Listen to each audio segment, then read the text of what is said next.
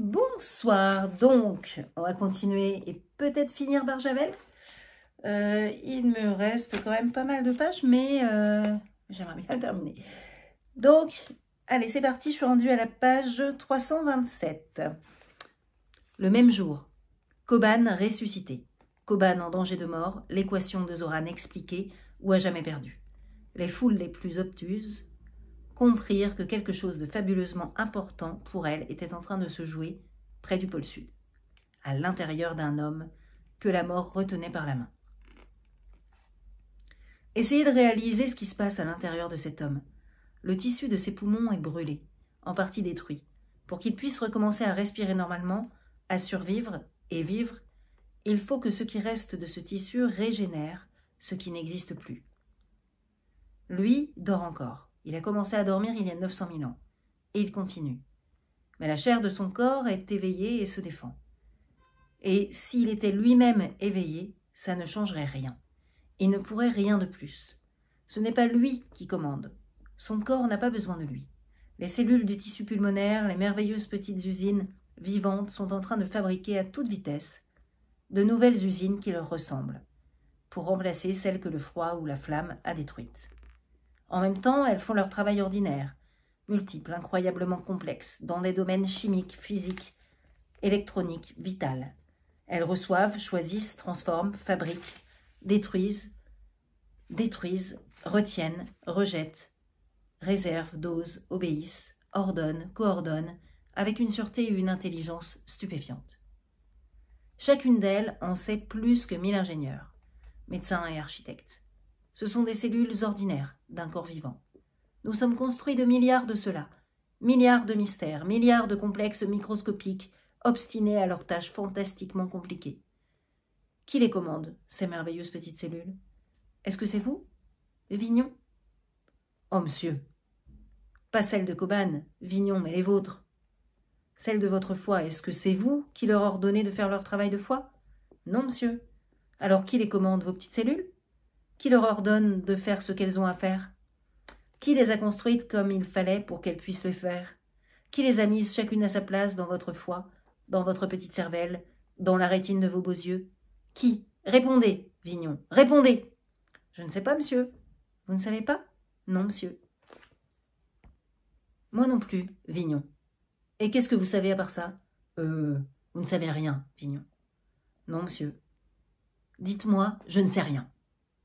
Je ne sais rien, monsieur. Bravo, regardez-les, les autres, ils rient, ils se moquent, ils croient savoir quelque chose. Qu'est-ce qu'ils savent, Vignon? Je ne sais pas, monsieur. Ils ne savent rien, Vignon. Qu'est-ce que je dessine au tableau? Vous reconnaissez? Oui, monsieur. Qu'est-ce que c'est? Dites-le. C'est l'équation de Zoban, monsieur. Écoutez-les rire, ces idiots. Parce que vous vous êtes trompé d'une consonne. Croyez-vous qu'ils en savent plus que vous? Croyez-vous qu'ils savent la lire? Non, monsieur. Et pourtant, ils sont fiers d'eux, ils rigolent, ils se moquent, et se croient intelligents, ils vous prennent pour un idiot. Est-ce que vous êtes idiot, Vignon? Je m'en fous, monsieur. C'est très bien, Vignon, mais ce n'est pas vrai. Vous êtes inquiet. Vous vous dites, je suis peut-être idiot. Je vous rassure, vous n'êtes pas idiot. Vous êtes fait des mêmes petites cellules que l'homme dont les poumons sont en train de saigner au point 612, exactement les mêmes que celles dont était fait Zoran, l'homme qui a trouvé la clé du champ universel. Des milliards de petites cellules suprêmement intelligentes, exactement les mêmes que les miennes, monsieur Vignon, et les miennes sont agrégées de philosophie. Vous voyez bien que vous n'êtes pas idiot? Oui, monsieur. Tenez, le voilà l'idiot, Jules-Jacques Hardillon, premier partout depuis la 6e, grosse tête, il croit qu'il sait quelque chose, il croit qu'il est intelligent. Vous êtes intelligent, monsieur Hardillon?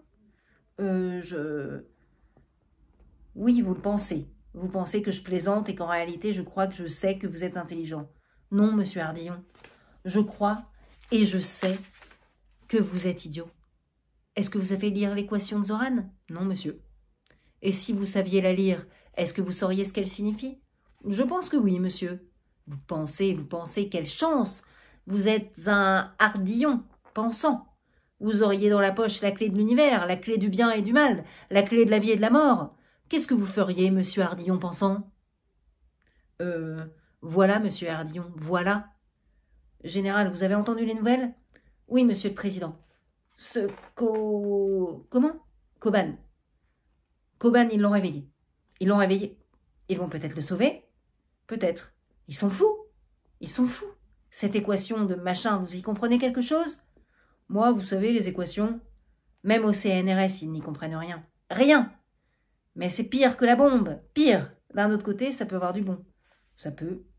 Mais même ce bon, ça peut avoir du mauvais.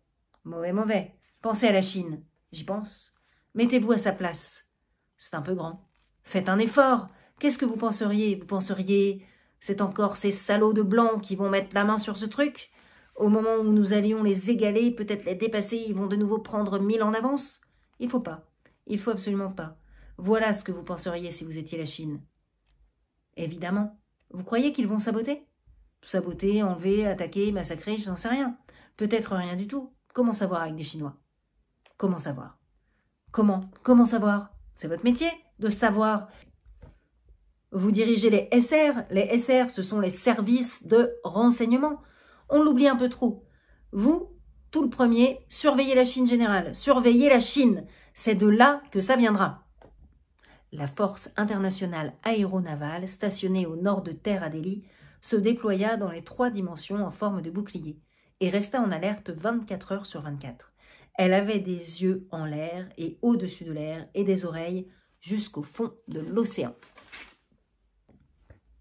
Donc là, on reprend 900 000 ans avant. Quand les yeux d'Eléa virent de nouveau, le président Locan était debout au centre de l'image. À gauche, au bord de la vue de l'œil gauche, se tenait Koban, qui regardait Locan et l'écoutait. Et à droite, la moitié du visage de Païkan se penchait vers elle. Locan paraissait submergé de fatigue et de pessimisme. Ils ont pris toutes les villes du centre, disait-il, et Gondaset jusqu'à la 2e profondeur. Rien ne les arrête. Nous entrons, leurs pertes sont fantastiques, mais leur nombre est inimaginable. Il en arrive des flots et des flots sans arrêt. Maintenant, toute leur force, converge vers Gondaset pour détruire le conseil de l'université et vers l'arme solaire sans l'espoir de l'empêcher de partir. Nous avons fait sauter toutes les avenues qui conduisent à l'arme, mais ils creusent partout, par millions, chacun son petit tunnel. Je ne peux pas accélérer l'envol. Honnêtement, je ne peux pas dire si nous réussirons à les arrêter assez longtemps, ou s'ils parviendront à l'arme avant qu'elle soit partie. Je le souhaite, dit Koban. Si nous devons être détruits, au moins que le reste vive. Qui sommes-nous pour condamner à mort la terre entière? Vous êtes pessimiste, Koban. Ce ne sera pas si terrible. Ce sera pire que tout ce que vous imaginez, et vous le savez bien. Je ne sais plus, je n'imagine plus, je ne pense plus. J'ai fait ce que j'avais à faire, en tant que responsable de Gondawa. Et maintenant, personne ne peut plus rien arrêter, ni savoir ce qui s'arrêtera ou non. Je suis exténué. C'est le poids de la terre morte qui vous écrase. C'est facile, Koban. C'est facile, les belles phrases, quand on est en dehors de l'action. Gardez-vous bien, Koban. Ils viennent de larguer une nouvelle armée sur Gondaset. Ils vont nous attaquer avec fureur. Je ne peux rien pour vous. J'ai besoin de toutes les forces dont je dispose. Vous avez votre garde. Elle est au combat, dit Koban. Nous les maintenons. Adieu, Koban, Locan disparut, ce n'était qu'une image. Koban gagna le centre de la vision et s'approcha d'Eléa. Il fit un signe vers quelqu'un qu'elle ne voyait pas. « Écoutez, Eléa, si vous m'entendez, ne soyez pas effrayée, dit-il. Nous allons vous faire boire une liqueur de paix qui endormira non seulement votre esprit, mais chaque parcelle de votre corps, afin que pas une cellule ne frémisse quand le froid le prendra. »« Je suis près de toi, dit Païkan. » Le corps d'Eléa sentit qu'on lui introduisait un tuyau souple dans la bouche, la gorge et l'estomac, et qu'on y faisait couler un liquide. Sa révolte fut telle qu'elle lui rendit la conscience. Elle reprit connaissance. Elle voulut s'asseoir et protester, mais tout à coup elle n'en sentit plus la nécessité. Elle était bien, tout était bien, merveilleusement. Elle n'avait même plus envie de parler, ce n'était pas nécessaire. Chacun devait la comprendre, comme elle comprenait chacun et tout. « Vous êtes bien ?» demanda Koban. Elle ne le regarda même pas, mais elle savait qu'il savait. Vous allez vous endormir totalement, tout doucement. Ce ne sera pas un long sommeil. Même si vous dormez pendant quelques siècles, ce ne sera pas plus long qu'une nuit. Une nuit, une douce nuit de sommeil, de repos. Tu as entendu? Rien qu'une nuit. Et quand tu te réveilleras, je serai mort depuis si longtemps que tu n'auras plus de peine. Je suis avec toi, je suis près de toi. Déshabillez-la et lavez-la, dit Koban à ses assistants. Païkan rugit. Ne la touchez pas! Il se pencha vers elle et lui ôta les lambeaux de vêtements qui lui restaient encore. Puis il répandit sur elle de l'eau tiède, la lava doucement avec les précautions d'une mère pour son nouveau-né. Elle sentait sur elle ses mains aimées. Elle était heureuse, Païkan. Je suis à toi. Dormir. Elle voyait toute la salle autour d'elle, étroite, basse de plafond, avec un mur d'or bombé, troué par une porte ronde. Elle entendait le bruit de la bataille qui se rapprochait dans l'épaisseur de la terre. Tout cela était bien. L'image sanglante du chef des gardes apparut. Il avait perdu son casque et la moitié de la peau de sa tête. L'os saignait. Ils ont percé à la 3e profondeur. Ils remontent vers l'abri. Défendez l'abri. Ramenez toutes vos forces autour de lui. Abandonnez tout le reste. Le garde vert et rouge disparut. La terre tremblait. Païkan, emportez-la. Venez avec moi. Viens, Eléa, viens, je t'emporte. Tu es dans mes bras, c'est moi qui t'emporte. Tu vas dormir. Je suis avec toi. Elle ne voulait pas dormir. Pas encore, pas tout à fait. Tout était doux autour d'elle, tout était bien dans les bras de Païkan. Dans ses bras, elle descendit un escalier d'or et franchit une porte d'or. Encore quelques marches. Allongez-la ici, la tête vers moi, dit Koban. Les bras sur la poitrine. Bien. Écoutez, Moïsan. Vous m'entendez? Je vous entends. Envoyez-moi l'image de Gonda 1. Je veux être renseigné jusqu'au bout. Je vous l'envoie. La voûte de l'abri devint une plaine immense. Du ciel de feu tombaient les guerriers rouges. Dans leur foule verticale, le choc des armes de défense creusait des trous énormes. Mais du ciel en surgissaient d'autres, d'autres et d'autres. Arrivés au sol, ils étaient balayés par les feux croisés des armes enterrées. Les nouveaux cadavres allaient rejoindre la multitude dansante des morts, secoués sans arrêt par le choc des armes. Les rescapés s'enfonçaient immédiatement dans le sol, accroupis sur leurs sièges qui leur creusaient un passage. Le sol se défendait, explosait, se soulevait en gerbes, projetait parmi les débris de sa propre chair ses agresseurs disloqués. Eléa pensait que tout cela était bien, tout était merveilleusement bien, bien. Bien. Elle s'endort, dit Koban. Je vais lui mettre le masque, dites-lui adieu. Elle vit la plaine s'ouvrir d'un bout à l'autre de l'horizon, rejetant vers ses bords les amas de morts et de vivants avec les rochers et la terre. Une merveilleuse, gigantesque fleur de métal et de verre sortit de la terre, ouverte, et monta dans le ciel. L'armée qui tombait du ciel fut écartée et rejetée comme de la poussière. La fleur fantastique s'éleva et s'épanouit, ouvrit autour d'elle ses pétales de toutes couleurs, dévoilant son centre, son cœur plus transparent que l'eau la plus claire. Elle emplissait le ciel dans lequel elle continuait à monter et commençait à tourner doucement, puis vite, vite, de plus en plus vite. C'était merveilleusement bien. Je suis bien, je vais dormir. Le visage de Païkan cacha la fleur et le ciel. Il la regardait, il était beau. Païkan, il n'y a que lui. Je suis à Païkan. Eléa, je suis à toi. Tu vas dormir. Je suis avec toi. Elle ferma les yeux et sentit le masque se poser au-dessus de son visage. L'embout respiratoire se posa sur ses lèvres, les écarta et entra dans sa bouche. Elle entendit encore la voix de Païkan. « Je ne vous la donne pas, Koban. Je vous l'ai apportée, mais je ne vous la donne pas. Elle n'est pas à vous. Elle ne sera jamais à vous. Eléa, ma vie, sois patiente, rien qu'une nuit.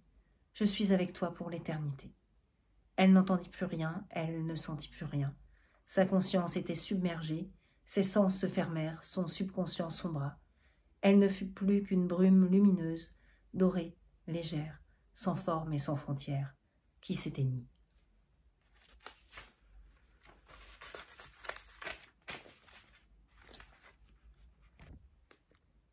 Et là, on revient dans le temps.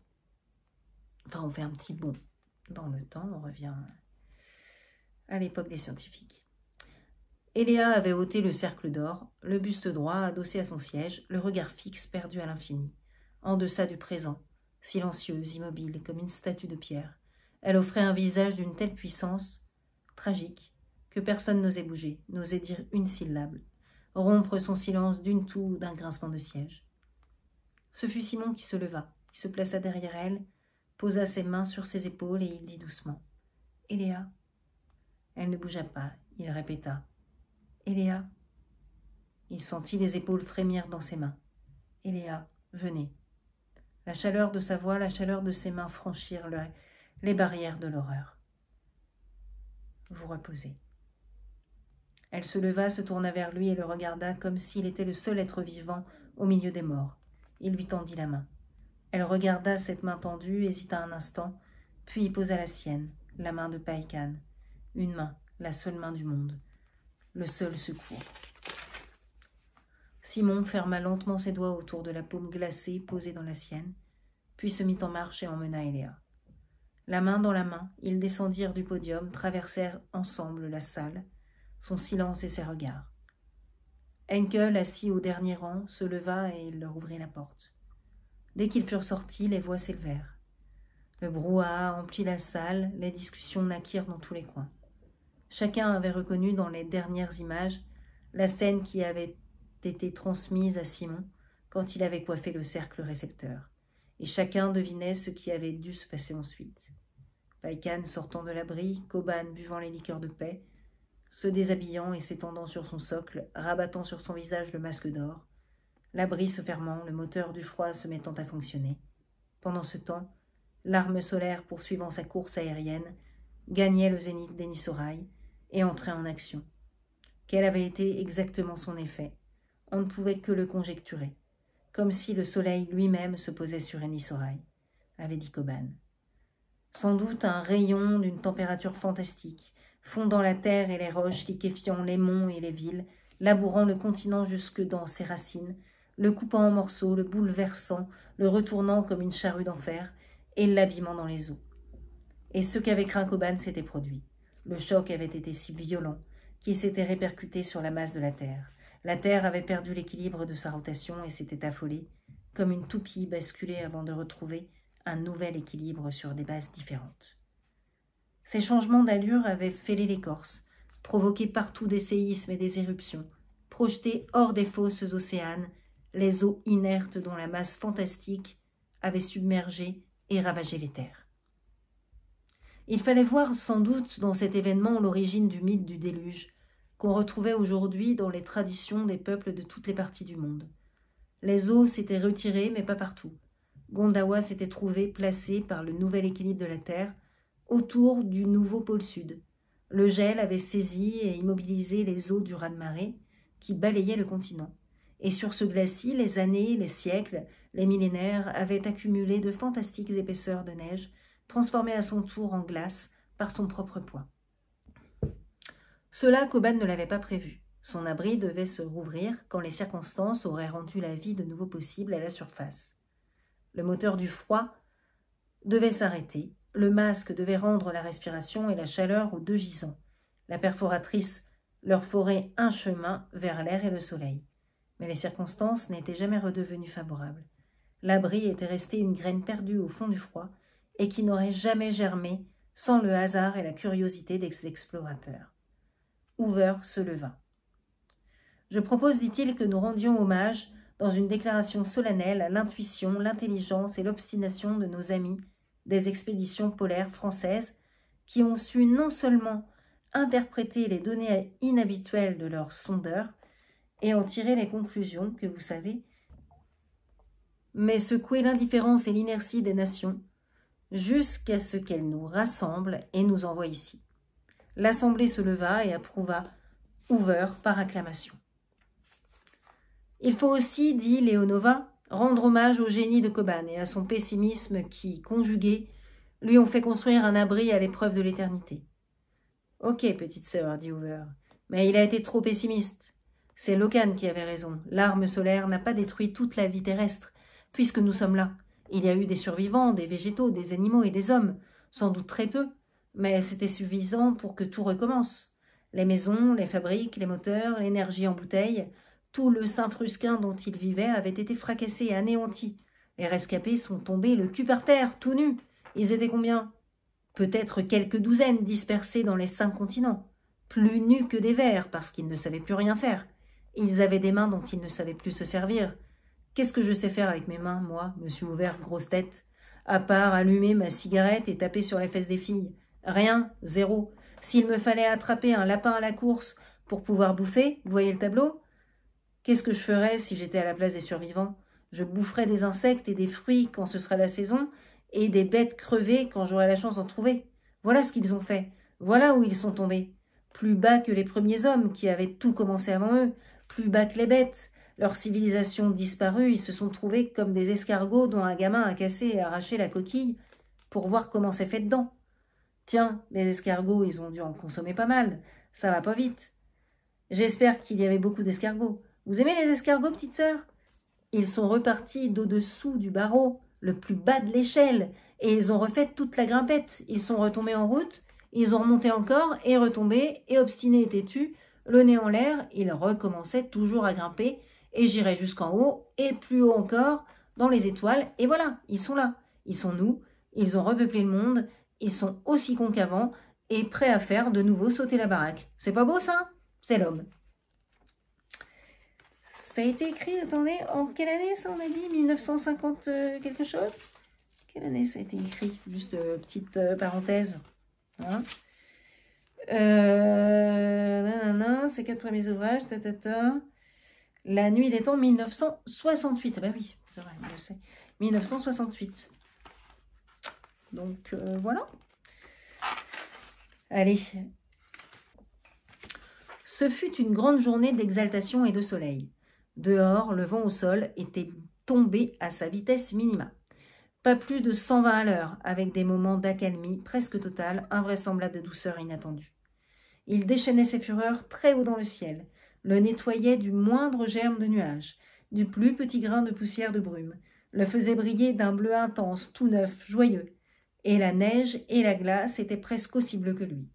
Dans la salle du conseil, l'assemblée bouillonnait. Léonova avait proposé aux savants de prêter le serment solennel de consacrer leur vie à lutter contre la guerre et la bêtise et ses formes les plus féroces, la bêtise politique et la bêtise nationaliste. « Embrasse-moi, petite sœur rouge », avait dit Hoover, et ajoutons la bêtise idéologique.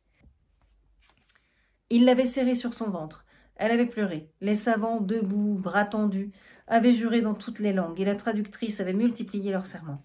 Oito avait alors mis ses collègues au courant des travaux de l'équipe dont il faisait partie avec Loukos et qui dressait le relevé photographique des textes gravés dans le mur de l'abri. Elle venait d'achever le relevé d'un texte repéré dès le premier jour dont elle avait trouvé et traduit le titre. Traité des lois universelles, ce qui semblait être l'explication de l'équation de Zoran. Devant son importance, Loukos allait se charger lui-même de projeter les 1200 clichés photographiques dans l'écran analyseur de la traductrice.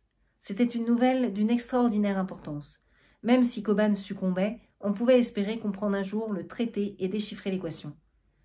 Hef se leva et demanda la parole. « Je suis anglais, dit-il, et heureux de l'être. Je pense que je ne serais pas tout à fait un homme si je n'étais pas anglais. » Il y eut des rires et des « ouh ». Hef continua sans sourire. « Certains continentaux pensent que nous considérons tous ceux qui ne sont pas nés dans l'île Angleterre comme des singes à peine descendus de cocotiers. Ceux qui pensent ainsi exagèrent, légèrement. » Cette fois, les rires dominèrent. « C'est parce que je suis anglais, heureux d'être né dans l'île Angleterre, que je peux me permettre de vous faire la proposition suivante. Écrivons, nous aussi, un traité, ou plutôt une déclaration de loi universelle.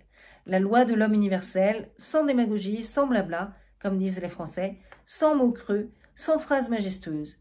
Il y a la déclaration de l'ONU. Ce n'est que de la merde solennelle. Tout le monde s'en fout. Et il n'y a pas un homme sur 100 000 qui connaisse son existence. Notre déclaration à nous devra frapper au cœur tous les hommes vivants. Elle n'aura qu'un paragraphe, peut-être qu'une phrase. Il faudra bien chercher pour mettre le moins de mots possible. Elle dira simplement quelque chose comme ça. Moi, l'homme, je suis anglais, ou patagon, et heureux de l'être, mais je suis d'abord l'homme vivant. Je ne veux pas tuer, et je ne veux pas qu'on me tue. Je refuse la guerre, quelles qu'en soient les raisons. C'est tout. Il se rassit et bourra sa pipe avec du tabac hollandais. « Vive l'Angleterre » cria Hoover. Les savants riaient, s'embrassaient, se tapaient dans le dos. Evoli, le physicien italien, sanglotait. Henkel, l'allemand méthodique, proposa de nommer une commission chargée de rédiger le texte de la Déclaration de l'homme universel. Au moment où les voix commençaient à proposer des noms, celle de Lebeau surgit de tous les diffuseurs. Elle annonçait que les poumons de Coban avaient cessé de saigner. L'homme était très faible et encore inconscient, son cœur irrégulier, mais on pouvait maintenant espérer le sauver. C'était vraiment une grande journée. Hoover demanda à Oito s'il savait dans combien de temps Lucas aurait fini d'injecter dans la traductrice les photos du traité des lois universelles. Dans quelques heures, dit Oito. Donc, dans quelques heures, nous pourrons savoir en 17 langues différentes ce que signifie l'équation de Zoran. Je ne crois pas, dit Oito, avec un sourire mince. Nous connaîtrons le texte de liaison, le raisonnement et le commentaire, mais la signification des symboles mathématiques et physiques nous échappera, comme elle échappe à la traductrice. Sans l'aide de Koban, il faudrait un certain temps pour en retrouver le sens. Mais évidemment, on y parviendrait, et sans doute assez vite, grâce aux ordinateurs. Je propose, dit Hoover, d'annoncer par trio que nous ferons demain une communication au monde entier, et de prévenir les universités et centres de recherche qu'ils auront à enregistrer un long texte scientifique dont nous transmettrons les images en anglais et en français avec les symboles originaux en langue gonda. Cette diffusion générale d'un traité qui conduit à la compréhension de l'équation de Zoran rendra d'un seul coup impossible l'exclusivité de sa connaissance. Elle sera devenue en quelques instants le bien commun de tous les chercheurs du monde entier. Du même coup, disparaîtront les menaces de destruction et d'enlèvement qui pèsent sur Koban, et nous pourrons inviter cette répugnante assemblée de ferrailles militaires flottantes et volantes qui nous surveillent sous prétexte de nous protéger, à se disperser et à retourner dans ses repères. La proposition de Hoover fut adoptée par acclamation. Ce fut une grande journée, une longue journée, sans nuit et sans nuages, avec un soleil doré qui promenait son optimisme tout autour de l'horizon. À l'heure où il s'éclipsait derrière la montagne de glace, les savants et les techniciens prolongèrent leur euphorie aux bars et aux restaurants de l'EPI 2. La provision de champagne et de vodka de la base fut ce soir-là sérieusement entamée, et le scotch et le bourbon, l'aquavit et la slivovitsa versèrent leur ration d'optimisme dans le chaudron bouillonnant de la joie générale. « Petite sœur, dit Hoover à Leonova, je suis un énorme célibataire dégoûtant et vous êtes une horrible cervelle marxiste maigrichonne. Je ne vous dirai pas que je vous aime parce que ce serait abominablement ridicule. Mais si vous acceptiez de devenir ma femme, je vous promets que je perdrai mon ventre et que j'irai même jusqu'à lire le Capital. » « Vous êtes odieux, disait Leonova en sanglotant sur son épaule. Vous êtes affreux. Elle avait bu du champagne, elle n'avait pas l'habitude. Simon ne s'était pas joint à l'allégresse générale. Il avait accompagné Eléa jusqu'à l'infirmerie et il ne l'avait plus quittée. En entrant dans la chambre, elle était venue droit vers la mange-machine, avait effleuré 3 touches blanches et obtenu une sphérule d'un rouge sang qu'elle avait aussitôt avalée, accompagnée d'un verre d'eau. Puis, avec son indifférence habituelle à la présence d'autrui, elle s'était déshabillée, avait vaqué, toute nue, à sa toilette, et s'était couchée de même, déjà à moitié endormie, sans doute sous l'effet de la sphérule rouge. Depuis qu'elle avait ôté son cercle d'or, elle n'avait pas prononcé une parole. L'infirmière avait suivi le dernier épisode du souvenir dans la salle des conférences. Elle regarda Eléa avec pitié.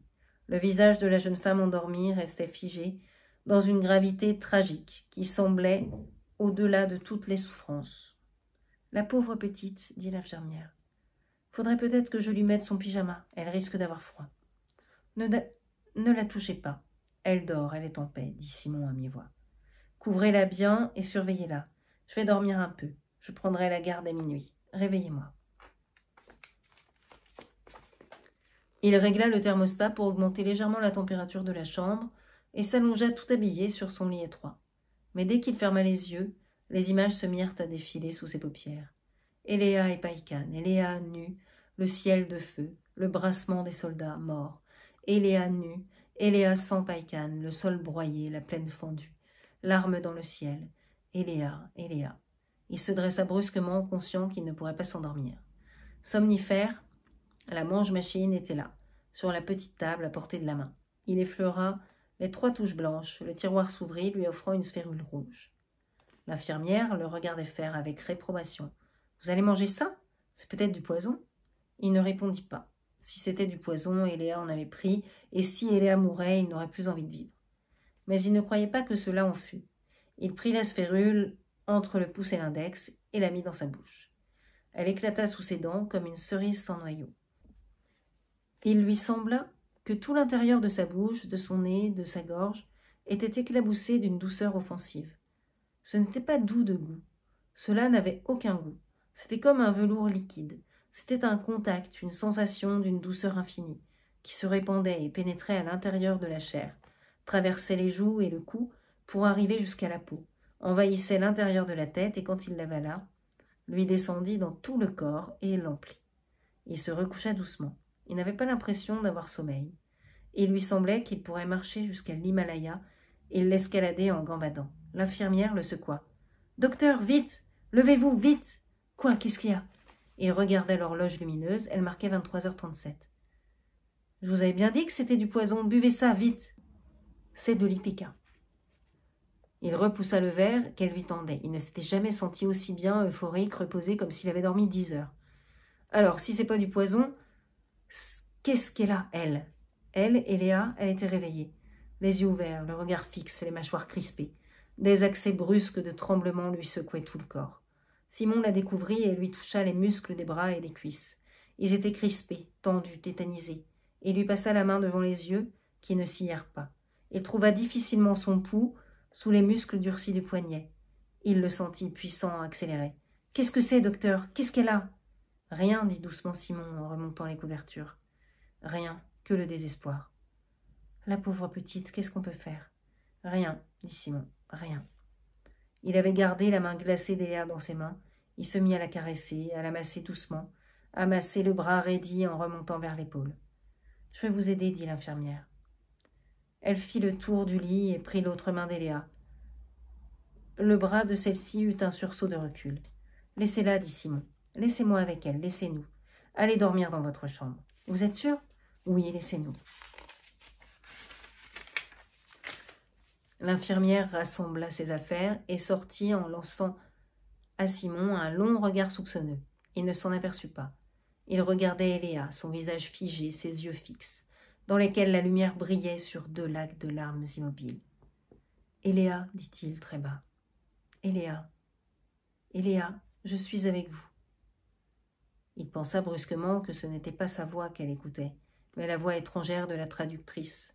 Sa voix à lui, qui lui arrivait dans l'autre oreille, n'était qu'un bruit confus, étranger, que son attention s'efforçait d'éliminer. Avec précaution, il lui ôta son écouteur d'oreille. Son micro-émetteur était resté accroché à ses vêtements, posé sur une chaise. Il ôta le sien, épinglé à son pull, et l'enfouit au fond d'une poche. Maintenant, il n'y avait plus de machine, plus de voix étrangère entre elle et lui. « Eléa, je suis avec vous, tout seul avec vous, pour la première fois, peut-être la dernière. Et vous ne comprenez pas. Alors je peux vous le dire, Eléa, mon amour, ma bien-aimée. Je t'aime, mon amour, mon amour. Je voudrais être près de toi, sur toi, dans toi, très doucement, te rassurer, te réchauffer, te calmer, te consoler. Je t'aime. Je ne suis qu'un barbare, un arriéré sauvage. Je mange de la bête et de l'herbe et de l'arbre. Je ne t'aurai jamais, mais je t'aime, je t'aime. Eléa, mon amour, tu es belle, tu es l'oiseau, le fruit, la fleur, le vent du ciel. Jamais je ne t'aurai, je le sais, mais je t'aime. » Les mots de Simon se posaient sur elle, sur son visage, sur ses bras, sur ses seins découverts, se posaient sur elle comme des pétales tièdes, comme une neige de chaleur.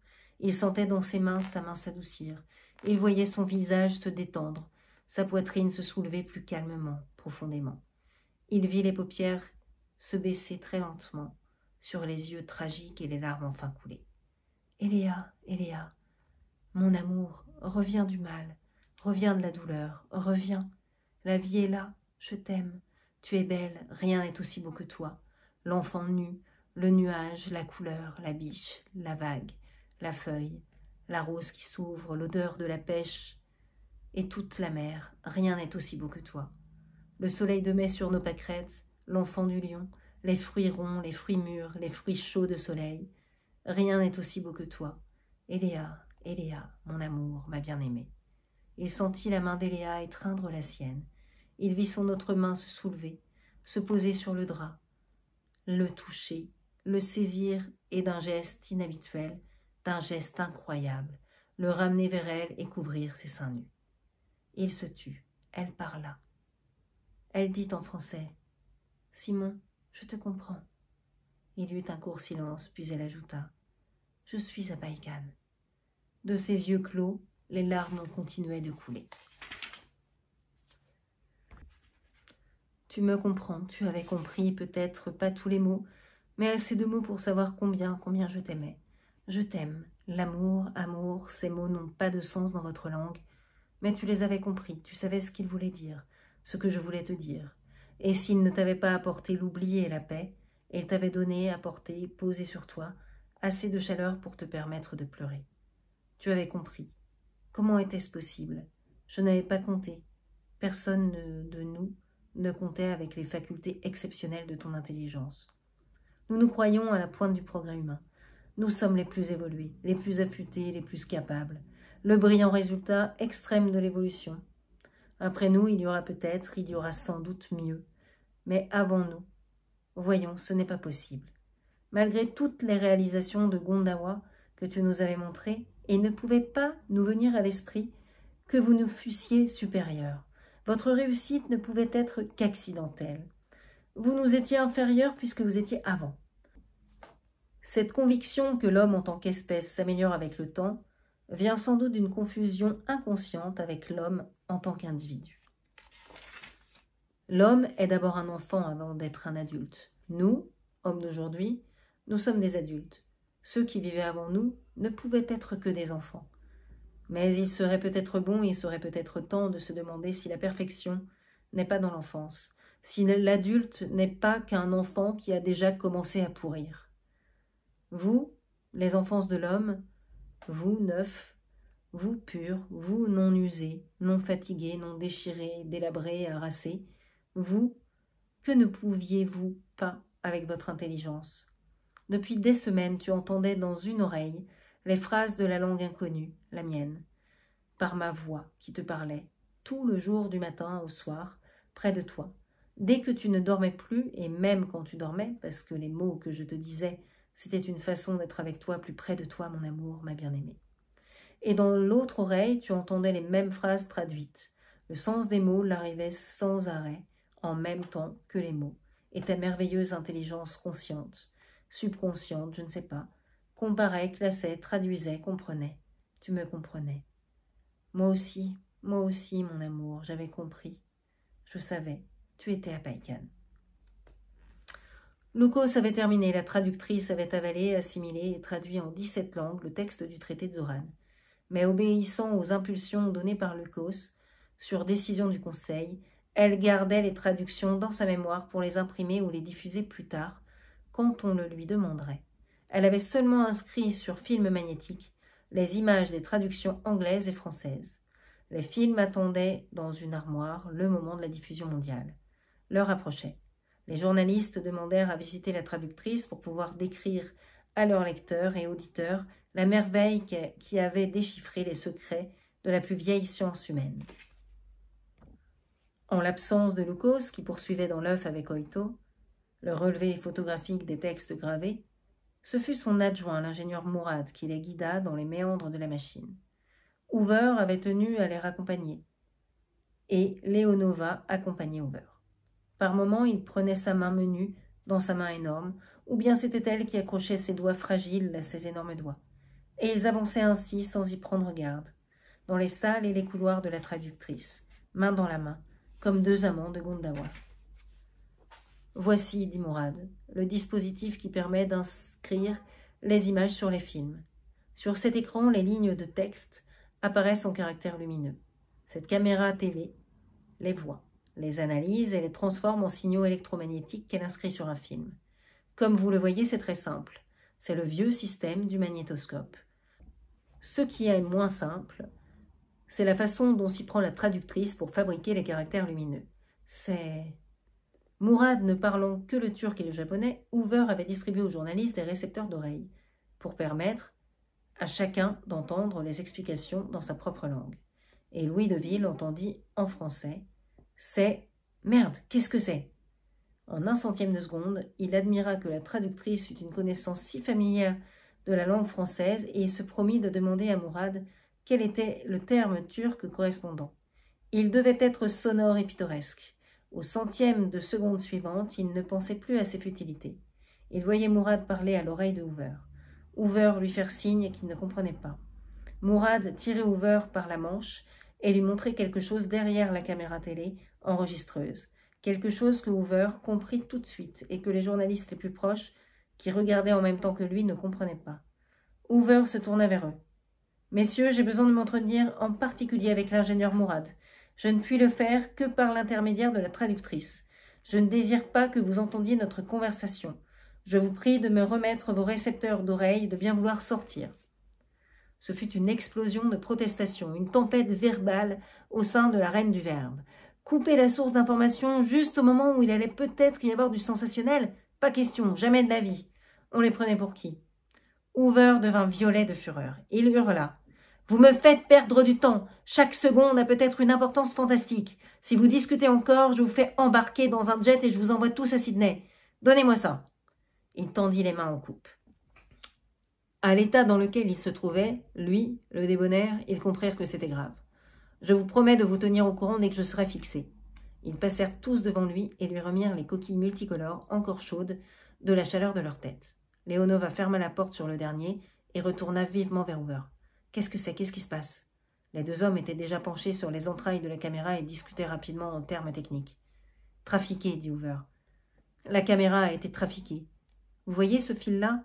Ce n'est pas celui du magnétoscope. Il a été ajouté. » Collé à celui du magnétoscope, il se confondait avec lui, et le fil clandestin s'enfonçait en même temps que lui dans un trou de la cloison métallique. Rapidement, Mourad dévissa 4 vis à tête croisée et tira à lui la plaque d'aluminium poli. Les entrailles du magnétoscope apparurent. Ils virent tout de suite l'objet insolite. Une valise de taille moyenne en faux cuir banal, couleur tabac. Le fil supplémentaire y entrait et un autre en sortait, montrait dans une encoignure, perçait le plafond, rejoignait sans doute par quelque artifice astucieux une masse métallique extérieure qui devait servir d'antenne. « Qu'est-ce que c'est » demanda de nouveau Leonova, regrettant de n'être qu'une anthropologue ignorante de toutes les techniques. « Un émetteur, dit Hoover. Il était en train d'ouvrir la valise. Elle révéla un admirable agencement de circuits, de tubes et de semi-conducteurs. Ce n'était pas un banal émetteur radio, mais une véritable station émettrice de télévision, un chef-d'œuvre de miniaturisation. D'un coup d'œil, Hoover reconnaissait des pièces japonaises, tchèques, allemandes, américaines, françaises, et admirait malgré lui l'extraordinaire agencement qui avait fait tenir en si peu de place une telle efficacité. L'homme qui avait construit cet émetteur était un génie. Il ne l'avait pas branché sur le circuit électrique général. Une pile et un transformateur lui donnaient la puissance nécessaire. Cela limitait sa durée et sa portée. Il ne devait pas pouvoir être reçu au-delà d'un rayon d'1 millier de kilomètres. Hoover expliqua rapidement tout cela à Leonova. Il testa la pile. Elle était presque vide. L'émetteur avait déjà fonctionné. Incontestablement, il avait expédié vers un récepteur situé sur le continent antarctique ou près de ses côtes les images de la traduction anglaise ou française, ou peut-être les deux. C'était absurde. Pourquoi se procurer clandestinement des traductions alors qu'elles allaient dans quelques heures être diffusées dans le monde entier? La logique conduisait à une réponse effrayante. Si un groupe, si une nation espérait s'assurer l'exclusivité de la connaissance de l'équation de Zoran, il ou elle devait rendre impossible pour qui que ce fût de connaître le traité des lois universelles ou toute autre explication de la formule.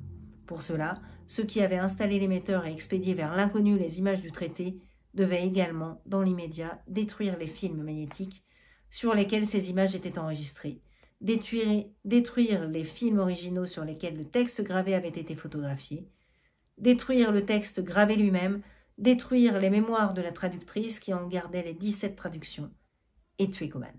« Nom de Dieu !» dit Hoover. « Où sont les films ?» Mourad les conduisit rapidement vers la salle d'archives, ouvrit l'armoire d'aluminium, saisit une de ces boîtes en forme de galette, qui, depuis l'invention du cinématographe, servent de réceptacle et de demeure aux films de toutes sortes et qui sont encombrantes, malcommodes, ridicules et qu'on n'a jamais améliorées. Il eut, comme on a toujours, beaucoup de difficultés à l'ouvrir. Se cassa un ongle, jura en turc, et jura une deuxième fois quand il eut réussi et vit le contenu. C'était une bouillie vaseuse d'où montaient des fumerolles.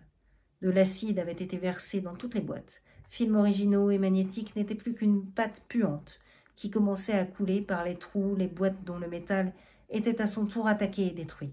« Nom de Dieu !» dit Hoover, une fois de plus en français. Il préférait jurer en français. Sa conscience de protestant américain en était moins tourmentée. « Les mémoires ! Où sont les mémoires de cette putain de machine ?» C'était un long couloir de 30 mètres dont le mur de droite était de glace feutrée, capitonnée, et celui de gauche constitué par une grille métallique, dont chaque maille avait la dimension d'un 10 millième de millimètre. Chaque croisement était une cellule de mémoire. Il y en avait 10 millions de milliards. Cette réalisation de la technique électronique, malgré sa capacité prodigieuse, n'était quand même qu'un grain de sable à côté d'un cerveau vivant. Sa supériorité sur le vivant était la vitesse, mais sa capacité était le fini à côté de l'infini. En entrant au premier coup d'œil, ils découvrirent les incongruités qui avaient été ajoutées au chef-d'œuvre. 4 galettes assez semblables à des boîtes de films, 4 mines pareilles à celles qui défendaient l'entrée de la sphère, 4 monstrueuses horreurs plaquées dans la paroi métallique, maintenues à elle par leur champ magnétique et qui allaient la pulvériser avec toute la traductrice si on essayait de les arracher, ou peut-être seulement si on s'approchait d'elle. « Nom de Dieu, dit Hoover. Vous avez un revolver ?» Il s'adressait à Mourad. « Non. Léonova, donnez-lui le vôtre. »« Mais, donnez, bon sang, vous croyez que c'est le moment de discuter ?» Léonova tendit son arme à Mourad. « Fermez la porte, dit Hoover. Restez devant et ne laissez entrer personne. Et si on insiste, tirez. Et si ça saute, dit Mourad. Eh bien, vous sauterez avec, et vous ne serez pas le seul. Où est ce con de Loukos ? Dans l'œuf. Viens, petite sœur. »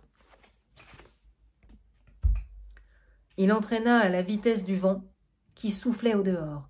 La tempête s'était levée au moment où le soleil était le plus haut sur l'horizon. Des nuages verts l'avaient avalé, puis le ciel ensuite. Le vent se déchirait contre tous les obstacles, arrachait la neige du sol pour le mélanger à celle qui la portait, et fabriquer avec elle une râpe aiguisée, tranchante. Il emportait les débris, les ordures, les caisses abandonnées, les fûts vides et pleins, les antennes, les jeeps faisaient table rase. Le gardien de la porte les empêcha de sortir. S'aventurer au dehors sans protection, c'était mourir. Le vent allait les aveugler, les asphyxier, les casser, les emporter, les rouler jusqu'au bout du froid et du blanc mortel. Hoover arracha à l'homme son bonnet et l'enfonça sur la tête de Léonova, lui prit ses lunettes, ses gants, son anorak et enveloppa la mince jeune femme. La poussa sur une plateforme électrique chargée de tonneaux de bière et braqua son revolver sur le gardien. « Ouvrez !» L'homme effaré appuya sur le bouton d'ouverture. La porte roula. Le vent poussa une clameur de neige tourbillonnante jusqu'au fond du couloir. La plateforme patiente et lente entra dans la tourmente. « Mais vous !» cria la voix aiguë de Léonova. « Vous n'êtes pas protégé !»« Moi, gronda la voix de Hoover dans la tempête, j'ai mon ventre !» Devant eux et déjà derrière eux, tout était blanc. Tout était blanc, à gauche, à droite, devant, derrière, dessus, dessous. La plateforme s'enfonçait dans un océan blanc qui se déplaçait en hurlant comme 1000 voitures de course. Hoover sentit la neige se planter dans ses joues, lui pétrifier les oreilles et le nez. Le bâtiment de l'ascenseur était à 30 mètres droit devant. 30 fois le temps de se perdre et de se laisser emporter par la gueule du vent. Il fallait maintenir la plateforme sur une trajectoire rectiligne. Il ne pensa plus qu'à cela. Il oublia ses joues, ses oreilles et son nez, et la peau de son crâne qui commençait à geler sous ses cheveux casqués de glace. 30 mètres. Le vent venait de la droite et devait les déporter. Il appuya vers le vent et pensa tout à coup que l'huile de son revolver allait geler et l'enrayer pour des heures. « Cramponnez-vous à la direction. Des deux mains. Là, comme ça. Ne déviez pas d'1 millimètre. Tenez bon. » Il prit dans ses mains nues, qui ne sentaient plus, les mains gantées de Léonova, les referma sur la barre de direction, trouva en tâtonnant son revolver dans l'étui accroché à sa ceinture, l'en sortit, parvint à ouvrir la fermeture à glissière de sa braguette. Une horde de loups lui mordit le ventre. Il fourra l'arme dans son slip, voulut le refermer. Le curseur de la fermeture échappa à ses doigts gourds. La neige bloqua les maillons, entra par l'ouverture. Le froid gagna vers ses cuisses, vers son sexe, vers l'arme qu'il avait voulu mettre à l'abri au plus chaud de lui-même. Il se serra contre Léonova, la pressa contre son ventre, comme défense, comme obstacle, comme rempart contre la tempête. Il l'entoura de ses bras et posa ses mains sur les siennes, autour de la barre de direction. Le vent essayait de les arracher à leur trajectoire pour les jeter n'importe où, loin de tout. Loin de tout, ce n'était pas des kilomètres. Quelques mètres suffisaient pour les perdre hors du monde, dans la tourmente sans demeure, sans limite, sans repère, dont le paroxysme était partout. Ils pouvaient être gelés à 10 pas d'une porte. Celle du bâtiment de l'ascenseur restait toujours invisible. Était-elle là, tout près, devant, cachée par l'épaisseur de la neige emportée? Ou bien l'avait-il manqué, et la plateforme était-elle en train de dériver vers le désert mortel qui commençait à chaque pas? Hoover eut tout à coup la certitude qu'ils avaient dépassé leur but, et que s'ils continuaient, si peu que ce fût, ils étaient perdus. Il pesa sur les mains de Léonova et braqua à fond face au vent. Le vent debout s'enfonça sous la plateforme et la souleva. Les fûts de bière et le ventre de Hoover la rejetèrent au sol. Leonova, affolée, lâcha la barre. Elle se sentit emportée et cria.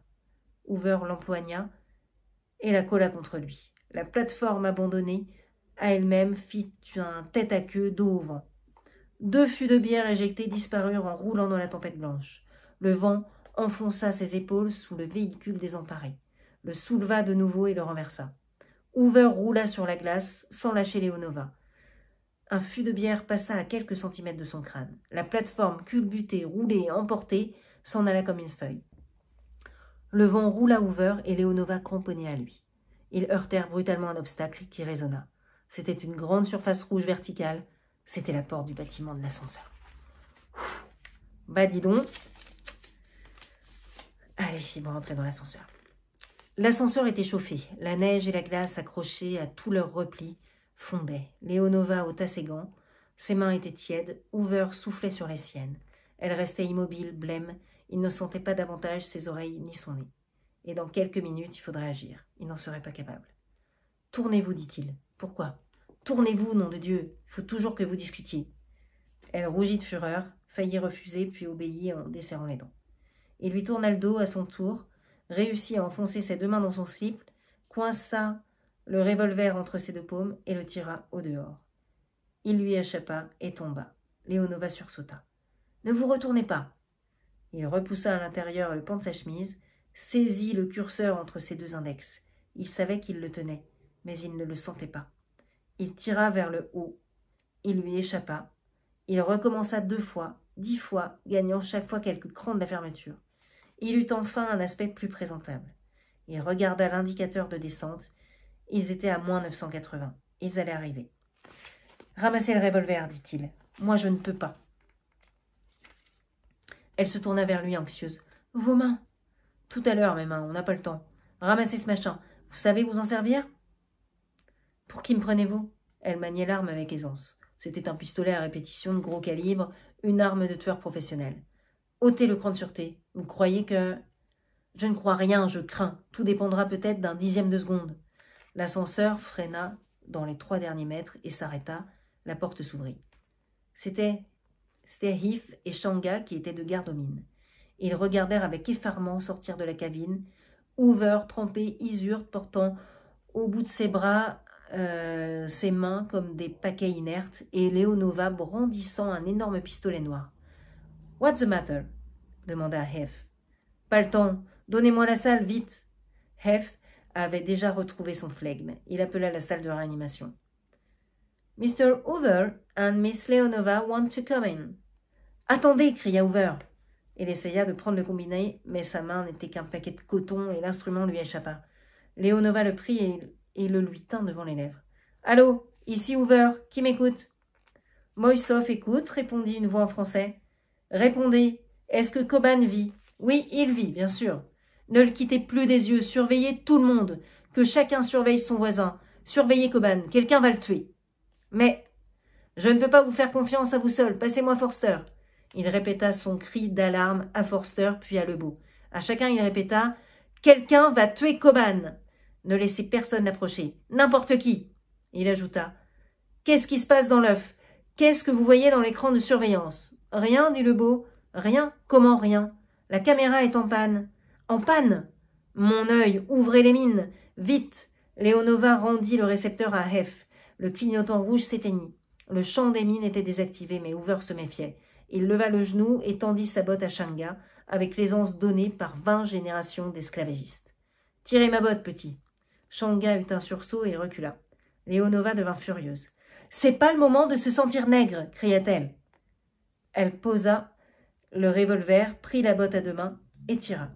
Elle ne cherchait plus à comprendre, elle faisait confiance totale à Hoover, et elle savait à quel point chaque fraction infime de temps était essentielle. « Merci, petite sœur. Couchez-vous tous. » Il donna l'exemple. Shanga, effrayé, l'imita aussi. Heath aussi, avec l'air de ne pas le faire. Leonova, à genoux, tenait toujours la botte. « Jette-la dans le trou. » Le trou, c'était l'ouverture de l'escalier qui réunissait le fond du puits à l'accès de la sphère. La mine était dans l'escalier, sous les marches. Leonova jeta la botte. Rien ne se produisit. « On y va, dit Hoover. Ôte-moi l'autre et ôte les tiennes.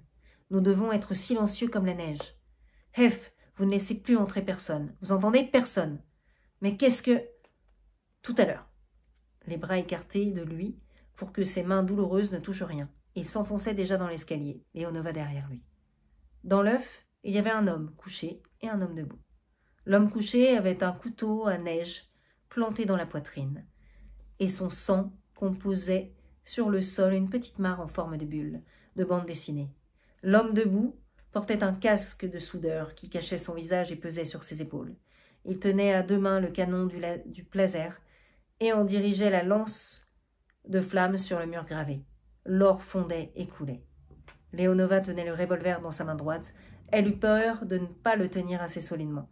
Elle y ajouta sa main gauche et tira. Les 3 premières balles arrachèrent le plaser aux mains de l'homme et la 4e lui broya un poignet, sectionnant presque la main. Le choc le jeta à terre, la flamme du plaser lui grilla un pied. Il hurla. Hoover se précipita et du coude coupa le courant. L'homme au couteau dans la poitrine, c'était Oito. L'homme au masque de soudeur, c'était Lukos. Hoover et Leonova l'avaient reconnu dès qu'ils l'avaient vu. Il n'y avait pas 2 hommes de sa stature à le pays. D'un coup de pied, Hoover fit sauter son casque, découvrant son visage suant aux yeux révulsés.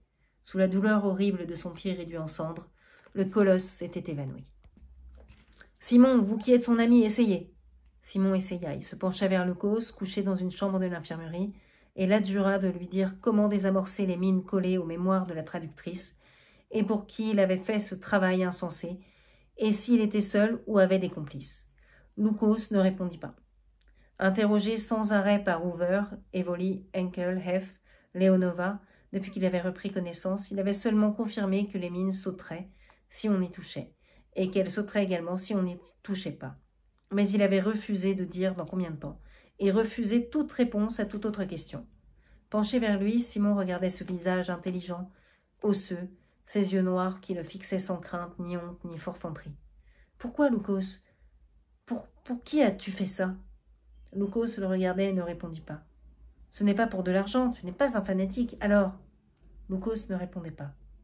Simon évoqua la bataille contre le temps qu'ils avaient menée ensemble, que Lukos avait dirigée, pour comprendre les 3 petits mots qui permettraient de sauver Eléa.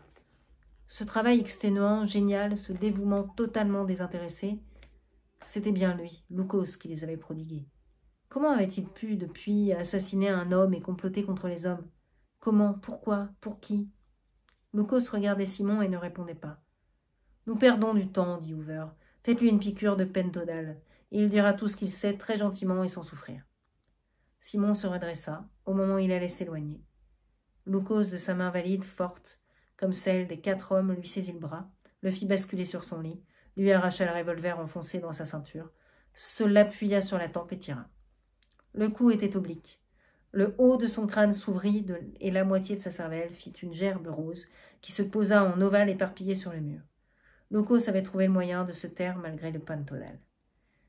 Les responsables de l'EPI, au cours d'une réunion dramatique, décidèrent, malgré leur répugnance, de faire appel à la force internationale basée au large des côtes pour rechercher, capturer ou détruire qui et quoi avait pu recevoir les missions clandestines. Bien que ces bâtiments les plus avancés fussent trop loin pour avoir pu recueillir les images, il était probable que c'était un élément secret détaché d'une des flottes qui s'était approché à une distance suffisante pour capter les missions. Probable, mais pas sûr. Un petit sous-marin ou un amphibie air-mer avait pu se glisser entre les mailles du réseau de surveillance. Mais même si c'était un élément de la force internationale, seule la force elle-même pouvait le retrouver. Il fallait compter sur les rivalités nationales, qui allaient aiguiser le zèle des recherches, et de la surveillance réciproque. Rochefou engagea avec l'amiral Huston, qui était de garde, un dialogue radio rendu difficile et grotesque par les interruptions de l'orage magnétique qui accompagnait la tempête et de ses ricanements. Huston finit tout de même par comprendre et alerta toute l'aviation et toute la flotte. Mais l'aviation ne pouvait rien faire dans cette furieuse bouillie blanche. Les porte-avions étaient couverts d'une banquise, toute leur superstructure capitonnée de 10 fois leur épaisseur de glace. Neptune 1 s'était mise à l'abri en plongée, et il n'était pas question pour lui de faire surface. Avec angoisse, Huston se rendit compte qu'il ne lui restait d'autre moyen d'action que la meute de sous-marins soviétiques. Si c'était pour eux que Locos avait travaillé, quelle dérision de les envoyer à la chasse. Et si c'était pour nous, si Locos était un agent du FBI, que le Pentagone ignorait, n'était-il pas horrible de lâcher les molosses russes contre les gens qui défendaient l'Occident et la civilisation? Et si c'était pour les Chinois, pour les Indiens, pour les Nègres, pour les Juifs, pour les Turcs, si c'était... À un militaire si haut que soit son grade, s'offre toujours l'apaisement de la discipline. Huston cessa de se poser des questions, cessa de penser et appliqua le plan prévu. Il réveilla son collègue, l'amiral russe Voltov, et le mit au courant de la situation. Voltov n'hésita pas une seconde. Dans l'instant, il donna les ordres d'alerte. Les 23 sous-marins atomiques et leurs 115 vedettes patrouilleuses firent cap vers le sud, s'approchèrent des côtes à la limite de l'imprudence et couvrirent chaque mètre de rocher ou de glace immergé d'un réseau d'ondes détectrices. Sur 1500 kilomètres, pas un frémissement de sardine ne pouvait leur échapper. Il y eut un trou dans la tempête. Le vent soufflait avec autant de force, mais les nuages et la neige disparurent au fond du ciel bleu. Neptune 1 reçut l'ordre d'entrer en action. Il fit surface, l'étrave aux lames. Les 2 premiers hélicoptères sortis des cales furent jetés à la mer avant même d'avoir ouvert leurs pales. L'amiral allemand Wenz, qui commandait le Neptune, employait son arme ultime, les 2 avions fusées tapis au fond de leurs tubes. Ils portaient un chapelet de bombes H miniatures et sous leur nez, les 2 yeux d'une caméra stéréoscopique émettrice. Ils s'enfoncèrent dans le vent comme des balles. Leurs caméras envoyaient vers les récepteurs de Neptune 2 rubans continus d'images en couleur et en relief. Tout l'état-major du Neptune était présent dans la salle d'observation. Huston et Voltov avaient risqué leur vie pour venir, pour voir et se surveiller. Pas plus qu'aucun des officiers présents, ils n'étaient capables de reconnaître quoi que ce fût sur les images qui défilaient sur l'écran de gauche ou sur celui de droite, et d'y faire la différence entre un manchot empereur et une baleine enceinte. Mais les détecteurs électroniques, eux, en étaient capables. Et tout à coup, 2 flèches blanches apparurent sur l'écran de droite, 2 flèches à angle droit qui convergeaient l'une vers l'autre et désignaient le même point, et se déplaçaient avec lui et avec l'image, de la gauche à la droite de l'écran. « Stop !» cria Vance. « Agrandissement maximum !» Sur la table devant lui, un écran horizontal s'alluma. Il colla son visage à la loupe stéréoscopique. Il vit un morceau de rivage foncer vers lui, grandir. Il vit dans une crique déchirée, au fond d'une baie, sous quelques mètres d'eau claire, bouillonnante, un fuseau ovale trop régulier et trop calme pour être un poisson. Dans le sous-marin minuscule, les 2 hommes collés l'un contre l'autre baignaient dans une odeur moite de sueur et d'urine. On n'avait pas prévu pour eux de vessie réceptrice. Ils n'avaient qu'à se retenir. Ils n'avaient pas pu, à cause de la tempête qui les bloquait depuis 12 heures, sous 5 mètres d'eau. Pour sortir de la crique, il fallait passer au-dessus d'un fond de 2 mètres, faire surface et passer tout juste. Avec ce vent, c'était une manœuvre désespérée qui avait autant de chances de réussir qu'une pièce de monnaie lancée en l'air de retomber sur la tranche. Même blotti au plus profond de l'écorchure du rivage, le petit sous-marin n'était pas à l'abri. Il cognait contre les roches, heurtait le fond, grinçait, gémissait. Le précieux récepteur qui avait enregistré les confidences de la traductrice occupait 1/3 du volume du submersible. Les 2 hommes tête bêche, l'un aux commandes de l'engin, l'autre sur les manettes du récepteur, n'avaient pas la place de faire même 1/4 de tour sur eux-mêmes. La soif leur séchait la gorge, la transpiration trempait leurs combinaisons, les sels de l'urine leur piquaient les cuisses, le réservoir d'oxygène sifflait doucement. Il n'y en avait plus que pour 2 heures.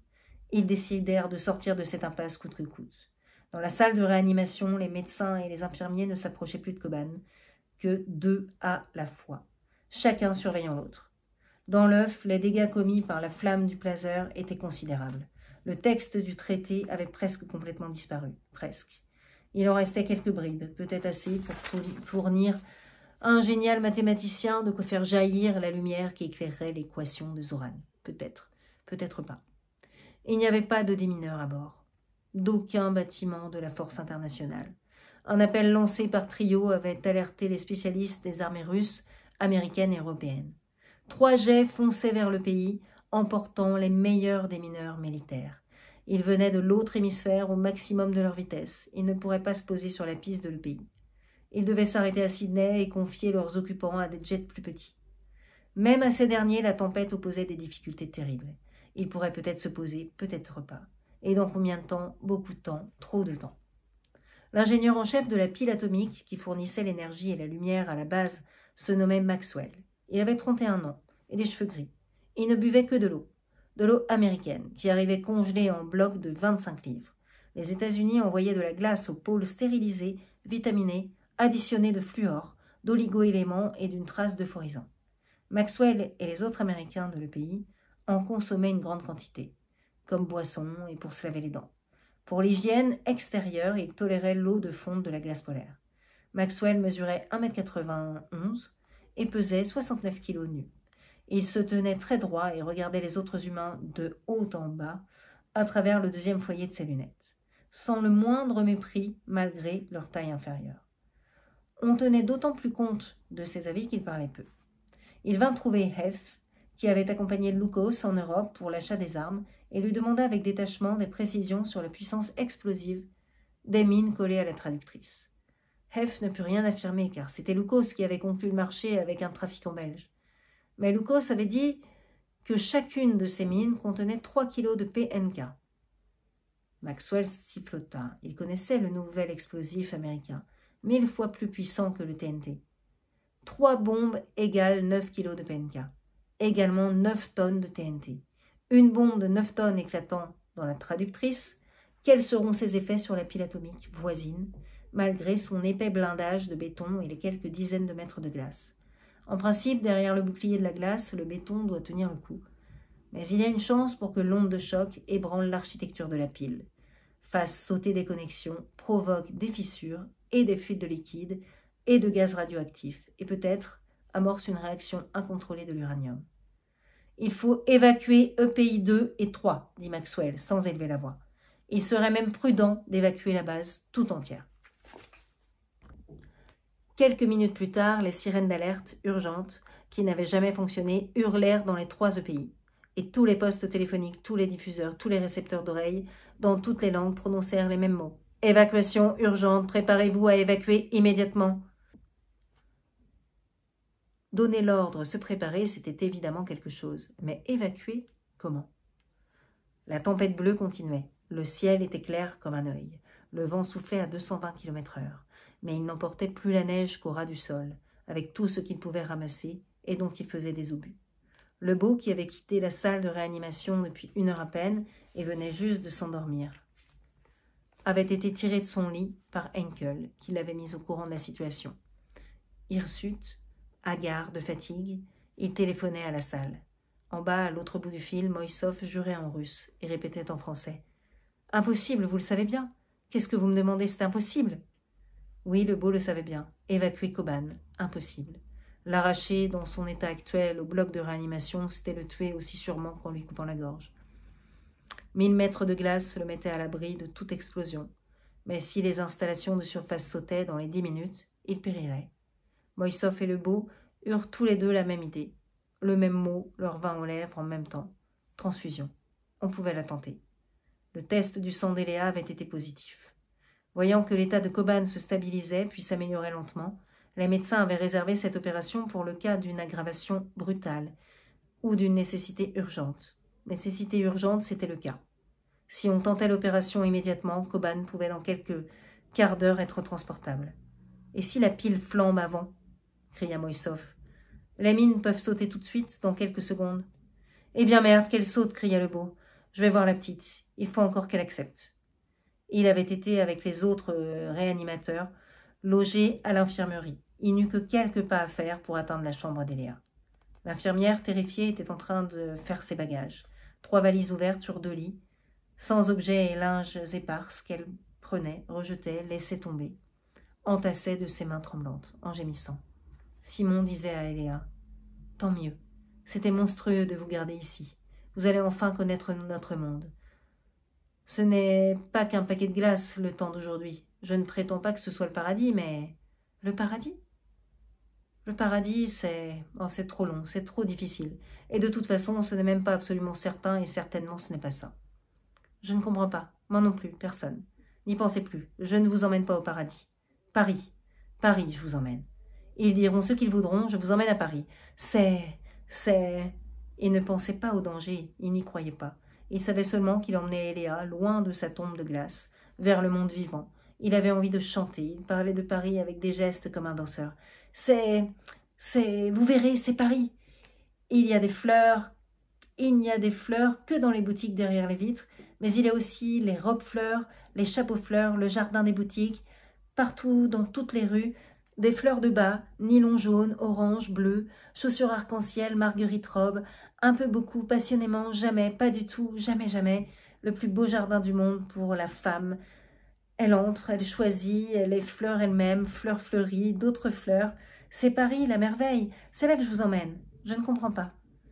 Il ne faut pas comprendre, il faut voir. Paris vous guérira du passé. Ce fut à ce moment que le beau entra. Voulez-vous, demanda-t-il à Eléa, accepter de donner un peu de votre sang à Koban? Vous seul pouvez le sauver. Ce n'est pas grave, pas douloureux. Si vous acceptez, nous pourrons le transporter. Si vous refusez, il périra. C'est une intervention sans aucune gravité qui ne vous fera aucun mal. Simon explosa. Pas question! Il s'y posait. C'était monstrueux, qu'il crève, Koban! Pas une goutte de sang, pas une seconde perdue. Eléa allait partir avec le premier hélicoptère, le premier jet, le premier n'importe quoi, le premier.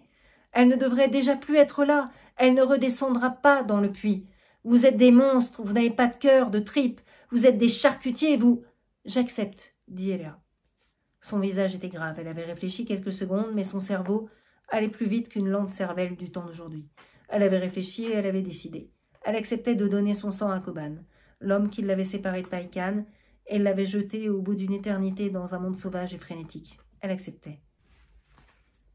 Les deux hommes dans le submersible Pocket, tête bêche, la tête entre les pieds de l'autre, les pieds suants, les pieds puants, les deux hommes, entre deux, un treillis métallique, matelassé, mousse polie machin, souple, douce, élastique, mais transpirante, affreusement transpirante, les deux hommes bloqués dans leur sueur, dans leur urine, la peau brûlée, l'intérieur de leur nez brûlé par leur odeur, les deux hommes risquaient le tout ou le rien. S'ils restaient là, le réservoir d'oxygène épuisé, ils ne pouvaient plus partir, plus plonger. Ils étaient pris. Pas pensable, horrible, tout dire. Avoué, monstrueux. Même si je refuse, peine totale. Même sans peine totale, le truc peine totale, c'est le produit qui leur fait dire la vérité directe. Même sans peine totale, ils regardent, ils me font parler. Un coup de talon sur les orteils, je crie, j'insulte, je ne peux pas rester éternellement sans parler. Ils écoutent, ils savent d'où je viens, ils savent. Partir, il faut partir. 2 heures d'oxygène, 5 minutes mortelles pour franchir la passe. Il reste 1h55 de plongée. C'est une chance mince, étroite. Le grand sous-marin nous avale, ou le grand avion nous picore. Sauvés, s'il nous rate, peut-être la tempête s'arrête et nous pouvons continuer en surface. Pas d'alternative, partir. Ils partirent. Une vague les jeta contre la roche, ils retombèrent et rebondirent contre la roche d'en face. Ils retombèrent contre le fond. Le choc fut tel que l'homme qui avait la tête tournée vers l'arrière eut ses 4 incisives du bas fracturées. Il hurla de douleur, cracha ses dents et son sang. L'autre n'entendait rien. Dans ses lunettes réceptrices, il voyait l'horreur déchaînée. Le vent arrachait la surface de la mer et la jetait toute blanche vers le bleu du ciel. Au moment où elle retombait, il crispa ses 2 mains sur la commande d'accélération. L'arrière du fuseau d'acier cabossé cracha un énorme jet de feu et bondit dans les vagues, propulsé à la pointe de sa propre énergie. Mais le jet n'était plus droit. Les chocs contre les roches avaient faussé la tuyère d'éjection. Le jet déviait vers la gauche et rugissait en tire-bouchon. Le sous-marin se mit à vriller sur lui-même comme une mèche. Collant les 2 hommes contre ses parois, vira à 100 degrés et se jeta contre une muraille de glace. Il y pénétra d'1 mètre. Elle s'écroula sur lui et le broya. Le vent et la mer emportèrent dans une écume rouge des débris de chair et de métal. Les caméras des 2 avions fusées enregistrèrent et expédièrent l'image du choc et de l'éparpillement. La base fourmillait. Les savants, les techniciens, les cuisiniers, les balayeurs, les infirmières, les femmes de chambre avaient jeté en hâte leurs plus précieuses bricoles dans des valises distendues et fuyaient au pays 2 et 3. Les Snow Dogs les recueillaient à la sortie des bâtiments et les transportaient jusqu'aux entrées de pays 1. Dans le cœur de la montagne de glace, ils reprenaient haleine. Leur cœur se calmait, ils se sentaient à l'abri. Ils se croyaient. Maxwell savait bien que ce n'était pas vrai. Même si la pile ne sautait pas, si elle était seulement fissurée et se mettait à cracher ses liquides et ses gaz mortels, le vent allait les emporter et en badigeonner le paysage jusqu'à la montagne de glace qui les arrêterait dans leur course horizontale et s'engaverait. Le vent ici soufflait plus ou moins fort, mais il soufflait toujours dans la même direction, du centre du continent vers le bord, de pays 2 vers le pays 1, inexorablement. Personne ne pourrait plus sortir des galeries de la montagne, et rapidement les radiations y entreraient par le système de ventilation qui cueillait l'air au moyen de 23 cheminées. Il se ferait un plaisir de cueillir en même temps toutes les saletés rongeantes crachées par la pile éventrée. Maxwell répéta calmement. « C'est très simple. Il faut évacuer. » Comment? Aucun hélico ne pouvait prendre l'air. Les Snow Dogs, à la rigueur, pouvaient s'enfoncer dans la tempête, il y en avait 17. Il fallait en garder 3 pour Coban. Et Léa et les équipes de réanimateurs. Plutôt 4, et ils seront serrés. Tant mieux, ça tient chaud. Reste 13, mauvais chiffre. Ne soyons pas stupides. 13 ou mettons 14 à 10 personnes par véhicule. On en mettra 20. Bon, 20. 20 fois 14, ça fait combien? 280. L'effectif de la base, depuis la fin des gros travaux, est réduit à 1749 personnes. Ça fait combien de voyages? 1749 divisé par 280. 7 ou 8 voyages, mettons 10. Bon, c'est faisable. On organise un convoi. Les Snow Dogs vont déposer leurs passagers et reviennent en charger d'autres. Vont déposer leurs passagers où? Comment où? L'abri le plus proche est la base Scott, à 600 km. S'ils n'ont pas de pépins, il leur faudra 2 semaines pour y arriver. Et si on les dépose hors d'un abri, ils gèleront en 3 minutes. À moins que le vent se calme. Alors, wait and see. Attendre? Attendre quand ça peut sauter? Qu'est-ce qu'on en sait? Comment qu'est-ce qu'on en sait? Qui a dit que ces mines allaient sauter? Même si on n'y touchait pas, c'est une cause. Qui nous prouve qu'il a dit vrai? Elles ne sauteront peut-être que si on les bouscule. Ne les bousculons pas. Et même si elles sautent, qui nous prouve que la pile subira des dégâts? Maxwell, vous pouvez l'affirmer? Certainement pas. J'affirme seulement que je crains. Et je pense qu'il faut évacuer. Elle ne bougera peut-être pas du tout, votre pile. Vous ne pouvez pas faire quelque chose? La protéger davantage? Enlever l'uranium? Vider les circuits? Faire quelque chose, quoi? Maxwell regarda Rochefou, qui lui posait cette question, comme s'il lui avait demandé s'il pouvait, en levant le nez, sans bouger de sa chaise, cracher sur la lune. Bon, vous ne pouvez pas, je m'en doutais. Une pile, c'est une pile. Eh bien, attendons. L'accalmie, les démineurs vont sûrement arriver. Mais l'accalmie.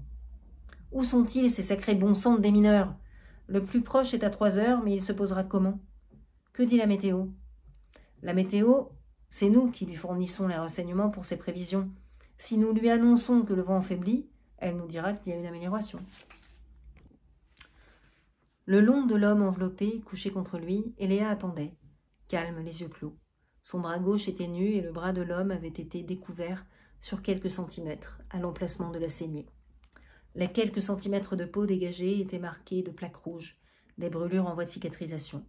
Ils étaient tous là, les 6 réanimateurs, leurs assistants, les infirmiers, les techniciens et Simon. Personne n'avait eu un instant la pensée d'aller se mettre à l'abri dans la montagne de glace. Si la mine et la pile sautaient, qu'adviendrait-il de l'entrée du puits? Pourrait-il jamais ressortir? Ils n'y pensaient même pas. Ils étaient venus de tous les horizons de la terre pour rendre la vie à cet homme et à cette femme. Ils avaient réussi avec la femme. Ils tentaient avec l'homme l'opération de la dernière chance dans les limites d'un temps inconnu. Ils disposaient peut-être de quelques minutes. Ils ne le savaient pas. Il fallait ne pas perdre une seconde. Il fallait ne rien compromettre en se hâtant. Ils étaient tous liés à Coban par les cordes du temps. Pour la réussite, pour l'échec. Peut-être pour la mort. « Attention, Eléa, dit Foster. Détendez-vous. Je vais vous piquer un peu, ça ne vous fera pas mal. » Il passa sur la saignée du bras, un coton imbibé d'éther, et enfonça l'aiguille creuse dans la veine gonflée par le garrot. Eléa n'avait pas frémi. Forster ôta le garrot. Moïsov mit le transfuseur en marche. Le sang d'Eléa, vermeil, presque doré, apparut dans le tube de plastique. Simon eut un frisson et sentit sa peau se hérisser. Ses jambes mollirent, ses oreilles bourdonnèrent, et tout ce qu'il voyait tourna au blanc. Il fit sur lui-même un effort énorme pour rester debout, ne pas s'écrouler. Les couleurs revinrent au fond de ses yeux. Son cœur cogna et retrouva son rythme. Le diffuseur crachota et annonça en français. « Ici Rochefou, une bonne nouvelle. Le vent faiblit. Vitesse de la dernière rafale, 208 km/h. Où en êtes-vous ?»« On commence, dit le beau. Coban va recevoir les premières gouttes de sang dans quelques secondes. » Tout en répondant, il dégageait les tempes de l'homme momie, nettoyait avec délicatesse la peau brûlée et lui saignait la tête d'un cercle d'or. Saignait, C-E-I-G-N-A-I-T. Hein, et pas saigner du verbe saigner, quoi. Donc, il lui saignait la tête d'un cercle d'or. Il tendit l'autre à Simon. Les brûlures profondes du cuir chevelu et de la nuque rendaient difficile l'application des électrodes de l'encéphalographe et aléatoires ses indications. Les cercles d'or avec un médecin à la réception pouvaient le remplacer avantageusement. Dès que le cerveau recommencera à fonctionner, vous le saurez, dit Legault. Le subconscient se réveillera avant la conscience et sous sa forme la plus élémentaire, la plus immobile, la mémoire. Le rêve pré-réveil ne viendra qu'après. Dès que vous aurez une image, dites-le. Simon s'assit sur la chaise de fer. Avant de baisser la plaque frontale devant ses paupières, il regarda Eléa. Elle avait ouvert les yeux et le regardait. Et il y avait dans son regard comme un message, une chaleur, une communication, qu'il n'y avait jamais vue, avec non pas de la pitié, mais de la compassion. Oui, c'était cela. La pitié peut être indifférente ou même accompagner la haine. La compassion réclame une sorte d'amour. Elle semblait vouloir le réconforter, lui dire que ce n'était pas grave et qu'il en guérirait. Pourquoi un tel regard en un tel moment? Alors, lui dit le beau bourru. La dernière image qu'il reçut fut celle de la main d'Eléa, belle comme une fleur, ouverte comme un oiseau, qui s'ouvrait et se posait sur la mange-machine, disposée à sa portée afin qu'elle pût y puiser pour soutenir ses forces. Et puis il n'y eut plus rien, que ce noir intérieur de la vision fermée, qui n'est pas l'obscurité mais une lumière endormie. Alors, répéta le beau. Rien, dit Simon. Le vent est à 190, dit le diffuseur. S'il descend encore un peu, on va commencer à évacuer. Où en êtes-vous? Nous vous serions reconnaissants de ne plus nous déranger, dit Moïsov. Rien, dit Simon. Cœur, 31. Température, 34,7. Rien, dit Simon. Un premier hélicoptère s'envola, chargé de femmes. Le vent ne dépassait plus 150 km/h et tombait parfois à 120. Un hélicoptère s'envola en même temps de la base Scott pour venir chercher les passagères à mi-chemin. Les deux appareils avaient rendez-vous sur un glacier qui coulait dans une vallée assez abritée, perpendiculaire au vent. Mais la base Scott ne pouvait servir que de relais. Elle n'était pas faite pour abriter une foule. Toutes les unités de la force internationale susceptibles de s'approcher des côtes sans trop de danger fonçaient vers le continent. Les porte-avions américains et le Neptune lâchèrent leurs avions verticaux qui foncèrent vers le pays. 3 sous-marins cargo russes porte-hélicoptères firent surface au large de la base Scott. Un 4e, alors qu'il remontait, fut coupé en deux par la proue immergée d'un iceberg. Son moteur atomique enrobé de ciment descendit lentement vers la vase tranquille des grandes profondeurs. Quelques noyés remontèrent parmi les débris légers, furent brassés par les vagues et redescendirent à leur tour, bien emplis d'eau. Cœur 41, température 35. Rien, dit Simon. La première équipe de démineurs s'était posée à Sydney et était repartie. C'étaient les meilleurs, les Anglais. « Ça y est !» cria Simon, « des images !» Il entendit la voix furieuse de Moïsov et dans l'autre oreille la traductrice qui lui traduisait de ne pas crier. Il entendait en même temps, dans l'intérieur de sa tête, né directement dans son cerveau sans l'intervention des nerfs acoustiques, un grondement sourd, des coups, des explosions et des voix effacées, comme enveloppées de brouillard cotonneuse. Les images qu'il voyait étaient floues, fondantes, en déformation constante, et semblaient vues à travers un voile d'eau teinté de lait. Mais parce qu'il avait déjà vu les lieux qu'elles représentaient, il les reconnaissait. C'était l'abri, le cœur de l'abri, l'œuf. Il essaya de dire ce qu'il voyait à voix haute, mais modérée.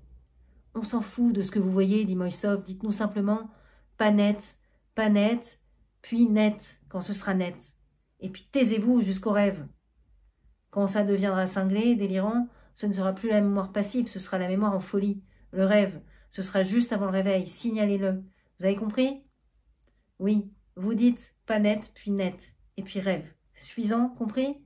J'ai compris, dit Simon. Et quelques secondes plus tard, il dit net. Il voyait, il entendait net. Il ne comprenait pas car il n'y avait pas de circuit de la traductrice intercalé entre les 2 cercles d'or et les 2 hommes qu'il voyait parler en Gonda. Mais il n'avait pas besoin de comprendre, c'était clair. Il y avait au premier plan Eléa, nue, couchée, sur le socle, le masque d'or rabattu sur son visage, et Païkan qui se penchait vers elle, et Koban qui frappait sur l'épaule de Païkan, et lui disait qu'il était temps de partir, et Païkan se retournait vers Koban et le bousculait, le repoussait au loin, et il se penchait de nouveau vers Eléa et posait doucement ses lèvres sur sa main, sur ses doigts, pétales allongés, reposés, dorés, pâles, fleurs de lys et de roses brunes, et sur la pointe des seins reposés, apaisés, doux sous les lèvres comme aucune merveille dans le monde des merveilles n'est aussi doux et tendre et tiède sous les lèvres. Puis posait sa joue sur le ventre de soie, au-dessus du gazon d'or, discret, si mesuré, si parfait. Dans le monde des merveilles, aucune merveille n'était aussi discrète et juste, de mesure et de couleur. À sa place et de douceur, à la mesure de sa main qu'il posa.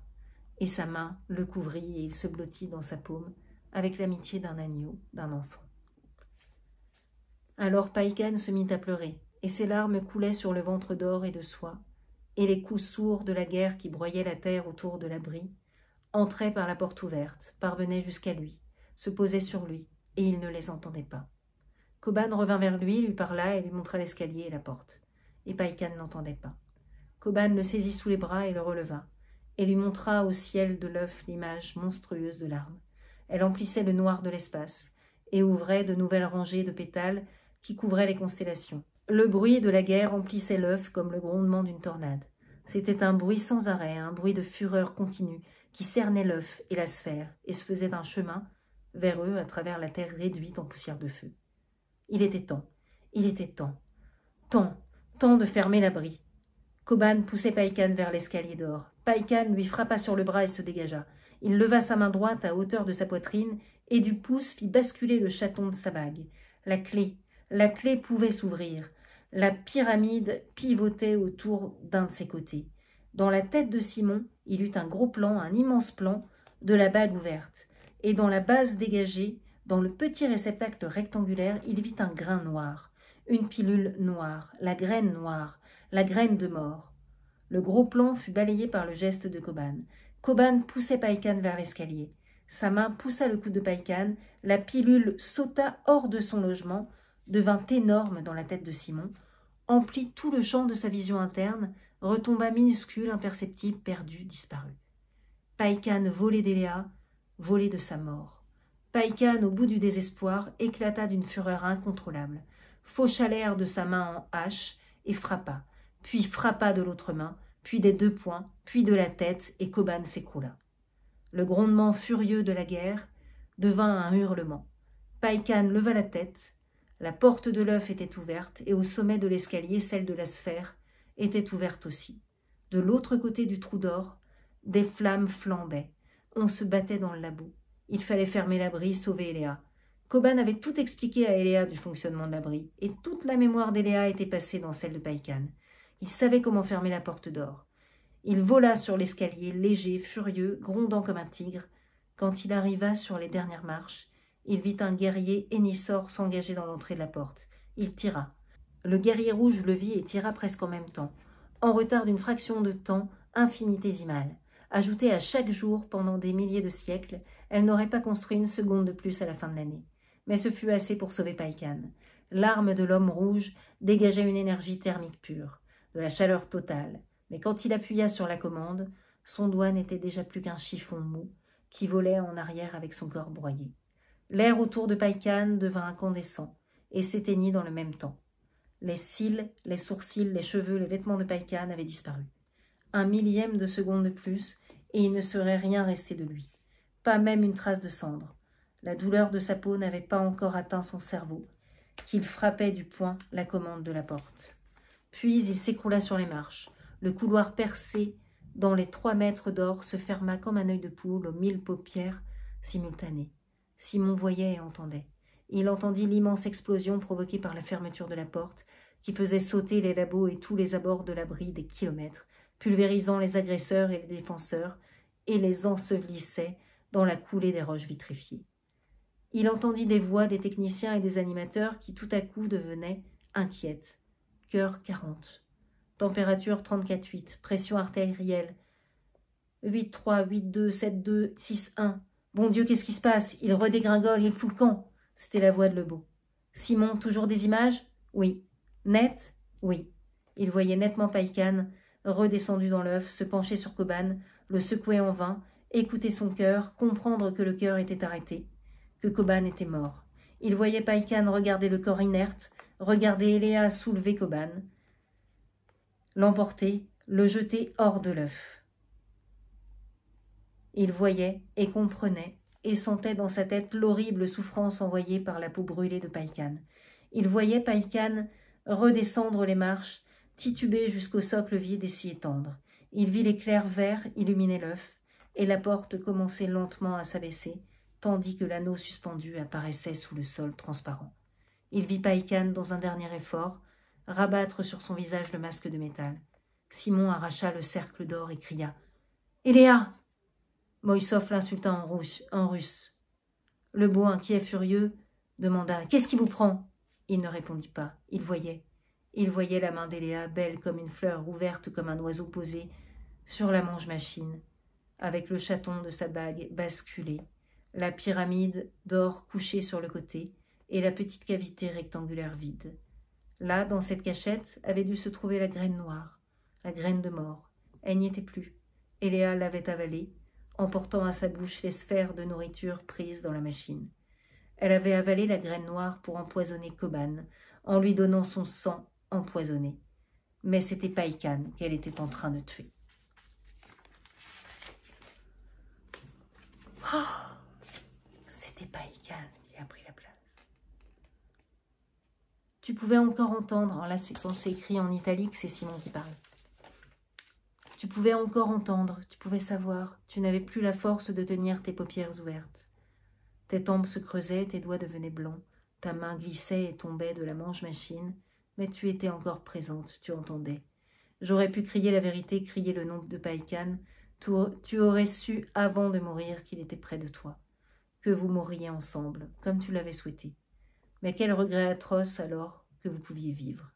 Quelle horreur de savoir qu'au moment de s'éveiller, d'un tel sommeil, il mourait de ton sang qui aurait pu le sauver. J'avais crié ton nom et j'allais crier « C'est Païkan !» Mais j'ai vu ta clé ouverte, la sueur sur tes tempes, la mort déjà posée sur toi, posée sur lui. La main abominable du malheur a fermé ma bouche. Si j'avais parlé. Si tu avais su que l'homme près de toi était Païkan, serais-tu morte dans l'effarement du désespoir? Ou pouvais-tu encore te sauver et lui avec? Ne connaissais-tu pas un remède? Ne pouvais-tu pas fabriquer avec les touches miraculeuses de la mange-machine un antidote qui aurait chassé la mort hors de votre sang commun? De vos veines reliées, mais te restait-il assez de force? Pouvais-tu seulement la regarder? Tout cela, je me le suis demandé en quelques instants, en une seconde aussi brève et aussi longue que le long sommeil dont nous t'avions tiré. Et puis enfin, j'ai crié de nouveau. Mais je n'ai pas dit le nom de Païkan. J'ai crié vers ces hommes qui vous voyaient mourir tous les deux et qui ne savaient pas pourquoi et qui s'affolaient. Je leur ai crié « Vous ne voyez pas qu'elle s'est empoisonnée ?» Et je les ai insultés. J'ai saisi le plus proche. Je ne sais plus lequel c'était. Je l'ai secoué, je l'ai frappé. Ils n'avaient rien vu. Ils t'avaient laissé faire. Ils étaient des imbéciles, des ânes prétentieux, des crétins aveugles. Et ils ne me comprenaient pas. Ils me répondaient chacun dans sa langue et je ne les comprenais pas. Le beau seul m'avait compris et arrachait l'aiguille du bras de Koban. Et il criait aussi, montrait du doigt, donnait des ordres, et les autres ne comprenaient pas. Autour de toi et de Païkan, immobile et en paix, c'était l'affolement des voix et des gestes, et le balai des blouses vertes, jaunes, bleues. Chacun s'adressait à tous, criait, montrait, parlait et ne comprenait pas. Celle qui comprenait tout et que tout comprenait ne parlait plus dans les oreilles. Babel était retombée sur nous. La traductrice venait de sauter. Moïsov, voyant le beau arracher l'aiguille du bras de l'homme, crut qu'il était devenu fou et qu'il voulait le tuer. Il l'empoigna et le frappa. Le beau se défendait en criant « Poison! Poison! Poison !»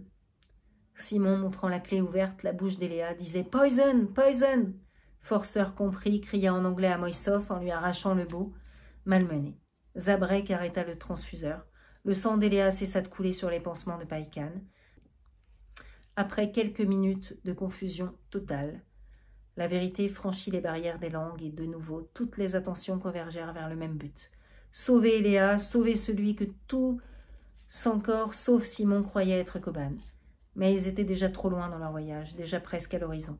Simon prit la main nue d'Eléa et la posa dans la main de l'homme emmailloté. Les autres regardaient avec étonnement, mais personne ne disait plus rien. Le chimiste analysait le sang empoisonné. La main dans la main, Eléa et Païkan franchirent les derniers pas. Leurs deux cœurs s'arrêtèrent en même temps. Quand il fut certain qu'Eléa ne pouvait plus entendre, Simon montra du doigt l'homme couché et dit « Païkan ». Ce fut à ce moment que les lumières s'éteignirent. Le diffuseur avait commencé à parler en français. Il avait dit « La tra, il se tut ». L'écran de la télé, qui continuait de surveiller l'intérieur de l'œuf, ferma son œil gris, et tous les appareils qui ronronnaient, cliquetaient, frémissaient, crépitaient se turent. À 1000 mètres sous la glace, l'obscurité totale et le silence envahirent la salle. Les vivants debout se figèrent sur place. Pour les deux êtres couchés au milieu d'eux, le silence et l'obscurité n'existaient plus. Mais pour les vivants, les ténèbres qui les enveloppaient tout à coup dans la tombe profonde étaient l'épaisseur saisissable de la mort. Chacun entendait le bruit de son propre cœur et la respiration des autres, entendait des mouvements d'étoffe, des exclamations retenues, des mots chuchotés, et par-dessus tout la voix de Simon qui s'était tue, mais que tous continuaient d'entendre. Païkan. Eléa et Païkan. Leur histoire tragique s'était prolongée jusqu'à cette minute où la fatalité forcenée les avait frappés pour la deuxième fois. La nuit les avait rejoints au fond du tombeau de glace et enveloppait les vivants et les morts, les liait en un bloc de malheur inévitable, dont le poids allait les enfoncer ensemble jusqu'au fond des siècles et de la terre. La lumière revint, pâle, jaune, palpitante, s'éteignit de nouveau et se ralluma un peu plus vive. Ils se regardèrent, se reconnurent, respirèrent, mais ils savaient qu'ils n'étaient plus les mêmes. Ils revenaient d'un voyage qui n'avait presque pas duré, mais tous maintenant étaient les frères d'Orphée. La traductrice a sauté. Tout pays d'eux est en l'air, le mur du hangar est ouvert comme une avenue. C'était la voix de Briveau qui était de garde en haut de l'ascenseur. L'électricité a flanché, la pile doit en avoir pris un coup. Je vous ai branché sur les accus du puits. Vous feriez bien de remonter en vitesse. Mais ne comptez pas sur l'ascenseur, il n'y a pas assez de jus. Il faudra vous taper les échelles. Où vous en êtes avec les deux zigotos? Ils sont transportables? Les deux zigotos sont morts, dit le beau, avec le calme d'un homme qui vient de perdre dans une catastrophe sa femme, ses enfants, sa fortune et sa foi. Merde, c'était bien la peine d'en avoir tant fait. Eh bien, pensez à vous, et grouillez-vous avant que la pile se mette à danser la bourrée. Forster traduisit en anglais pour ceux qui n'avaient pas compris le français. Ceux qui ne comprenaient ni l'un ni l'autre comprirent les gestes. Et ceux qui ne comprenaient rien avaient déjà compris qu'il fallait sortir du trou. Forster désamorça définitivement les mines de l'entrée. Déjà quelques techniciens montaient vers l'ouverture de la sphère. Et il y avait 3 infirmières, dont l'assistante de Lebeau, qui avait 53 ans. Les 2 autres plus jeunes arriveraient sans doute en haut. Les médecins ne se résignaient pas à quitter Eléa et Païkan. Moïsov fit signe qu'on pourrait se les attacher sur le dos. Il ajouta quelques mots d'un horrible anglais que Forster interpréta comme voulant dire « chacun son tour ». 1000 mètres d'échelle, 2 morts. « La pile est fissurée », cria le diffuseur. « Elle est fendue, elle crache et fume de partout. Nous évacuons en catastrophe, dépêchez-vous. » Cette fois, c'était la voix de Rochefou. « En sortant du puits, dirigez-vous vers le sud, tournez le dos à l'emplacement de Pays 2. Le vent emporte les radiations dans l'autre sens. Des hélicoptères vous recueilleront. Je laisse une équipe ici pour vous attendre, mais si ça saute avant et que vous en sortiez, n'oubliez pas, plein sud. Je vais m'occuper des autres. Faites vite. » Vanouk parla en hollandais et personne ne le comprit. Alors il répéta en français qu'à son avis, il fallait les laisser là. Ils étaient morts, on ne pouvait rien faire pour eux, ni d'eux. Et il se dirigea vers la porte. « Le moins que nous puissions faire, dit Simon, c'est de les remettre où nous les avons trouvés. »« Je le pense, dit Lebeau. » Il s'en expliqua en anglais avec Forster et Moïsov, qui furent d'accord. Ils prirent d'abord Païkan sur leurs épaules et lui firent redescendre le chemin par lequel ils avaient hissé vers leurs espoirs et le déposèrent sur son socle. Puis ce fut le tour d'Eléa. Ils la portèrent à 4, Lebeau, Forster, Moïsov et Simon. Ils la posèrent sur l'autre socle. Près de l'homme avec qui elle avait dormi pendant 900 000 ans, sans le savoir, et avec qui elle s'était, sans le savoir, enfoncée dans un nouveau sommeil qui n'aurait pas de fin. Au moment où elle pesa sur le socle de tout son poids, un éclair bleu, éblouissant, jaillit sous le sol transparent, envahit l'œuf et la sphère, et rattrapa les hommes et les femmes accrochés aux échelles. L'anneau suspendu reprit sa course immobile, le moteur reprit sa tâche un instant interrompue. enveloppé d'un froid mortel, le fardeau qu'on lui avait confié et le garder à travers le temps interminable. Rapidement, car le froid les étreignait déjà, Simon démaillota en partie la tête de Païkan, coupa et arracha les pansements afin que son visage fût nu à côté du visage nu d'Eléa. Le visage délivré apparut très beau. Ses brûlures ne se voyaient presque plus. Le sérum universel apporté par le sang d'Eléa avait guéri sa chair pendant que le poison en retirait la vie. Ils étaient l'un et l'autre incroyablement beaux et en paix. Un brouillard glacé envahissait l'abri. De la salle de réanimation parvenaient des morceaux de la voix nasillarde du diffuseur. « Allô? Allô? Encore quelqu'un? Dépêchez-vous » Il ne pouvait plus s'attarder. Simon sortit le dernier, monta les marches à reculons, éteignit le projecteur. Il eut d'abord l'impression d'une obscurité profonde, puis ses yeux s'accoutumèrent à la lumière bleue qui baignait de nouveau l'intérieur de l'œuf de sa clarté nocturne. Une mince gaine transparente commençait à envelopper les deux visages nus, qui brillaient comme deux étoiles. Simon sortit et ferma la porte.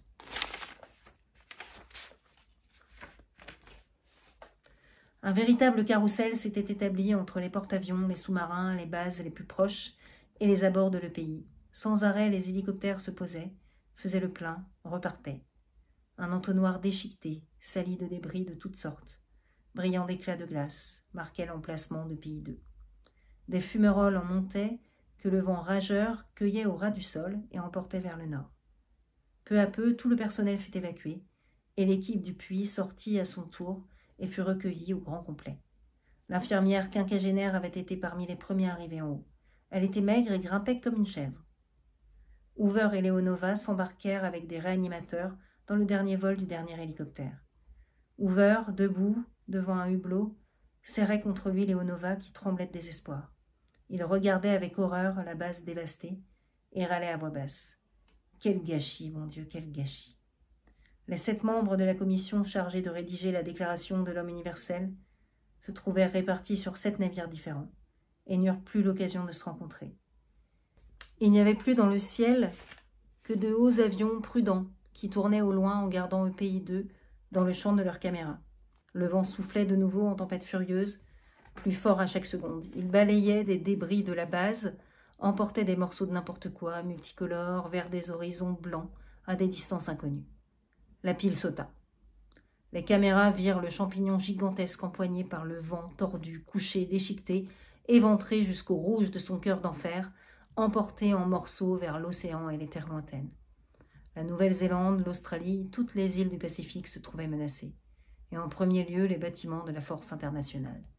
Les avions rentrèrent à bord, les sous-marins plongèrent, les navires de surface firent pleine vitesse par le travers du vent. Au bord du Neptune, Simon raconta aux savants et aux journalistes qui s'y trouvaient ce qu'il avait vu pendant la transfusion et comment Païkan avait pris la place de Koban. Toutes les femmes du monde pleurèrent devant les écrans. La famille Vignon mangeait à sa table en demi-lune en regardant le champignon échevelé en serpent de gorgone qui marquait la fin de l'aventure généreuse.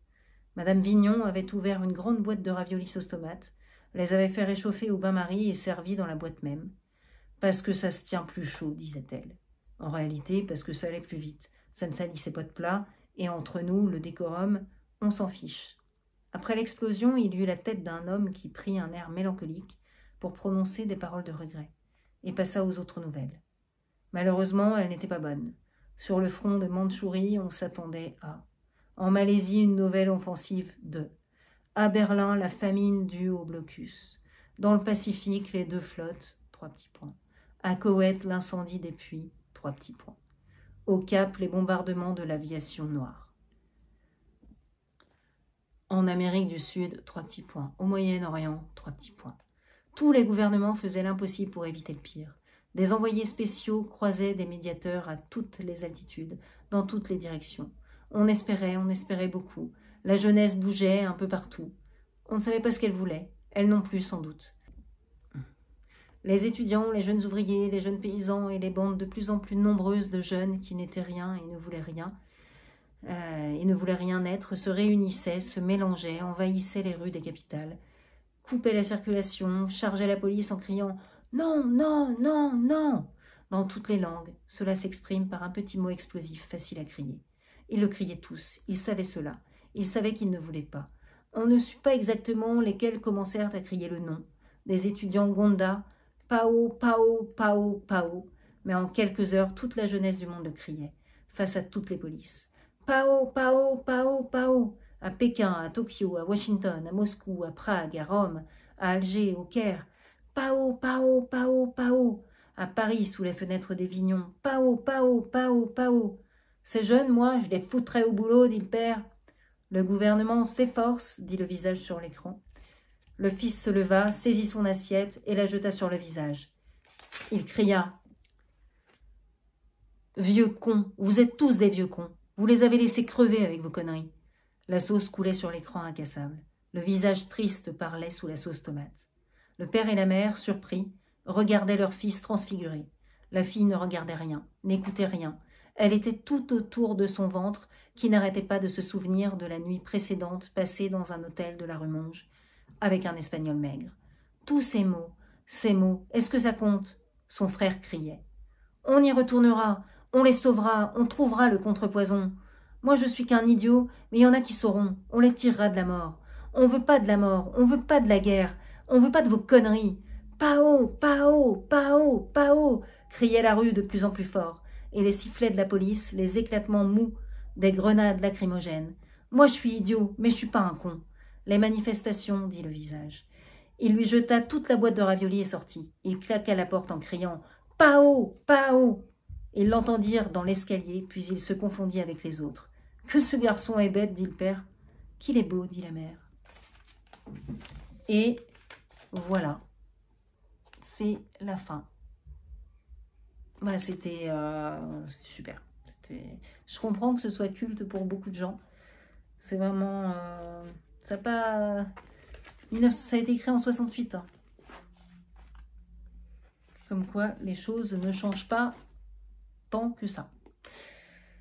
Voilà, donc bah voilà, bonne soirée, oh, je trouve ça super. Bon voilà, allez, bonne soirée.